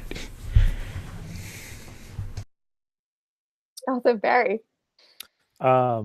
I thought everyone totally killed it on that opening montage. That was so effective at getting everyone into what the tone of this game, of what this story is going to be. I'm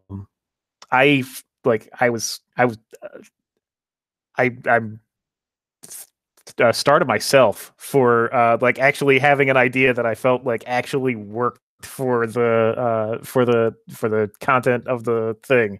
But like every single one of those were awesome, and I'm gonna I'll save the other part of this for Wish, but and I did already say preemptive stars for like everyone rolling with it, with me saying like, oh, I've got this idea for a character. Oh no, we're not doing that. I'm going to do something totally different. Because like the I said something about the blank piece of paper for the setting and conflicts when we were talking about themes, and I was just like, oh god, this is like the most intimidating part of any of this. And then like I ended up running in a very different direction from everyone, and I just like it just wasn't clicking for me. And so like thank you all for indulging my like need to like continue interrogating what kind of character I was going to be able to do something for with this. So thank you all. You are all like giving and wonderful people. Alex. Oh man, where to begin? Tone is so good. I love the setting. It's gonna be amazing. Proud of myself for making myself cry. I cry at like the drop of a pen, so I'm gonna be a bawling mess for this game. Bonus star to Sarah for that opening montage. That was so sad. Holy cow. I'd forgotten that you said something had happened to Liam's parents, and so I was like, oh, why is it like that? Oh no, oh no. Yeah, I mean, I think this montage is for like my favorite part of this game for sure. Like, it's like it was interesting. I always felt like it was like, yeah, who could outsad the other person? It's like, holy shit! Like, I like was just tearing up a bit with like Alex's, and then like we ended on like, well, we see Liam waiting and waiting and waiting for his parents. I was like, like Alex was like, oh shit! Like I totally forgotten that it's like his parents died and he didn't know about it. And it makes total sense for the government to be like, and now you're off. Like, just go find your place in life, and here's a ticket for the bus, and we'll see you later. Yeah, so you guys killed it with this montages. And then my other stars for just being so engaged in the setup process, because there's a lot to navigate in terms of like what our world looked like, and then even more so with like these individual characters, because I feel like this is a game that is so driven on why characters are doing things and what their goals are and stuff. So doing that upfront work to really flesh out like, oh, this person's family life, particularly given it's like a really small community, and like what they were doing and what they're doing now that they're back. And so I appreciate like all of the patience and really, really fantastic like giving ideas people had for character generation. That was it's really fun like interrogating everyone and seeing and helping like flesh out their characters and stuff. So like wishes, we guys will let's cycle back around. Sarah, your wishes. First of all, I thought star. For you, because I really like your jamming style and you're excellent at it. So props. And wish. I mean, I wish I could play this game. Let's see. want to see Connor and Thomas finally go on a date. I don't know, just like such a small community, and like I can feel like everyone's making noises about it being super accepting, and I want to see that moment where it becomes clear that it is not.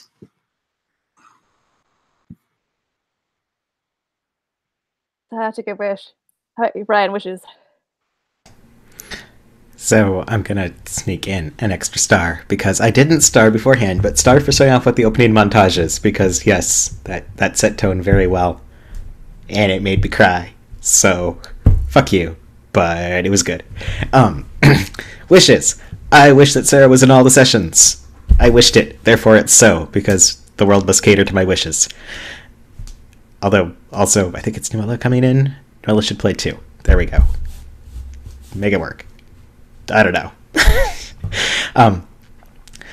I would also like to see some of that pushback, and I'd like to see some of the... Oh, dang. What were our themes?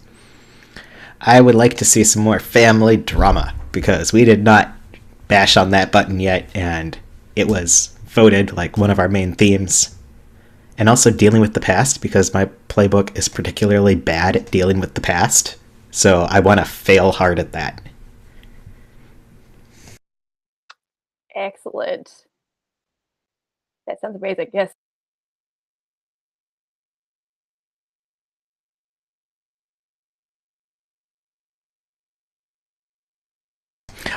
But because no one else spoke just yet, I will put in another line that I thought this was a very good first episode. Would watch this series and cry a lot.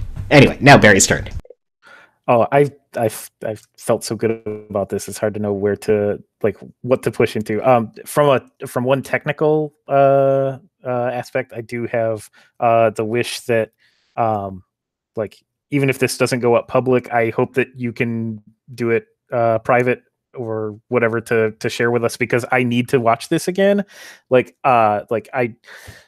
was spending a lot of I put a lot of cognitive load on like figuring out what kind of character I could do. So there were a bunch of like specific details that I know that I didn't catch, or that I caught, and then I was like, oh yes, that thing, like Liam's parents. That was the big, like I heard it, and then like it just fell out, and then like it happened on screen. I was like, oh my god, fuck. From a content standpoint, like I think that I'll probably have an opportunity to like really take the family drama and the finding community rocks and just like bash them together until bad things happen. Because like if I'm already falling at this point, that's probably not a great sign for what things are gonna for how things are going to shake out for the Holcrofts, and that could be real bad. And I want to see what happens with that. I want to cause some problems. I'm playing Monster Hearts again. I'm sorry. I slipped right back into it, but that's where we are. So, yeah, I'm thrilled with this so far, and I can't. And the other thing, I cannot wait to see what adding like another new character into this is going to do. Yeah, and that's the nice thing about this game is it puts such an emphasis on agency and narrative control that if you do get to a point where like, oh shit, like I got -2 falling, that I want to see like a redemption arc for my character, you can do that arc switch thing, which means like when you get into a conflict, you can say, screw this is my moment to do something really good. So I'm going to switch arcs and do a rising move, and then you automatically go to +1 rising. So you can you have control. You're not like the victim of the dice. If the dice are like, sorry, you just fall all the time, you actually have control over like how that goes. So that's it's totally in your hands. And Alex, wishes. That game's too perfect. How can there even be wishes? I think wish, partially for myself, is bring in that Waters family drama because I am so hyped for that. It's going to be awkward and amazing. What else? I'm excited for the Thomas romance. No matter how it ends, it's too good to watch.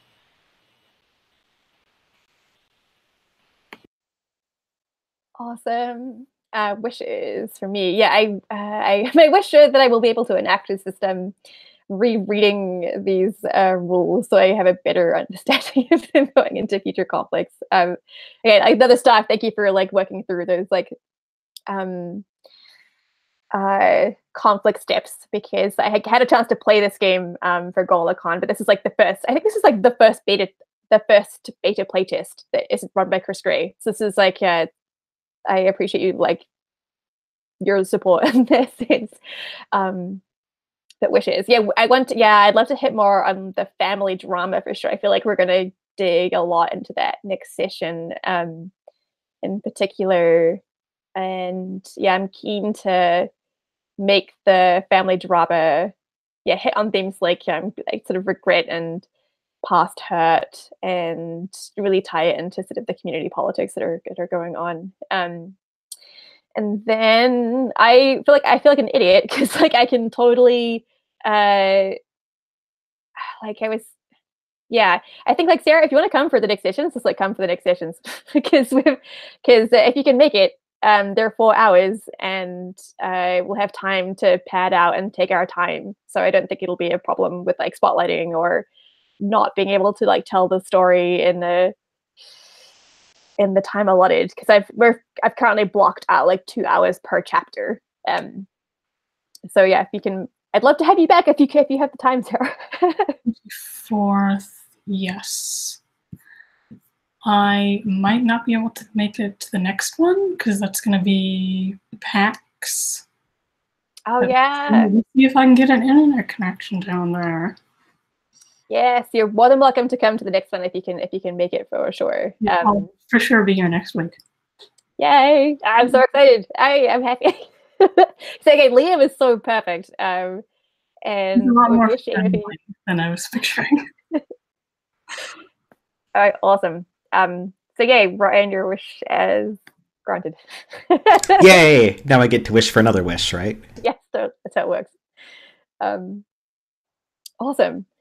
No, I'm very happy. I'm very happy with how things have gone. I'm really interested to see how it spirals into some chaos. And yeah, I have a lot of good, sad feelings. I can't wait to cry more for this game.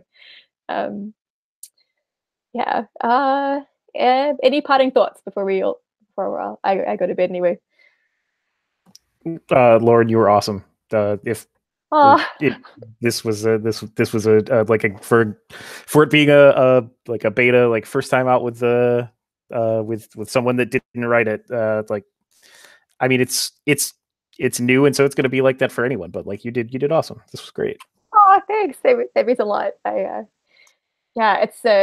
It's a bit of an interesting space to facilitate, because it's very much like very character driven and why characters are doing stuff. So it's very take a back seat, but then it's like figuring out when to jump in and be like, hey, here's some problems. So thank you. Yeah, super cool. Yeah, I can't wait. You guys are all lovely and fantastic, and an amazing table. I will also stop the broadcast out. Bye, Chris.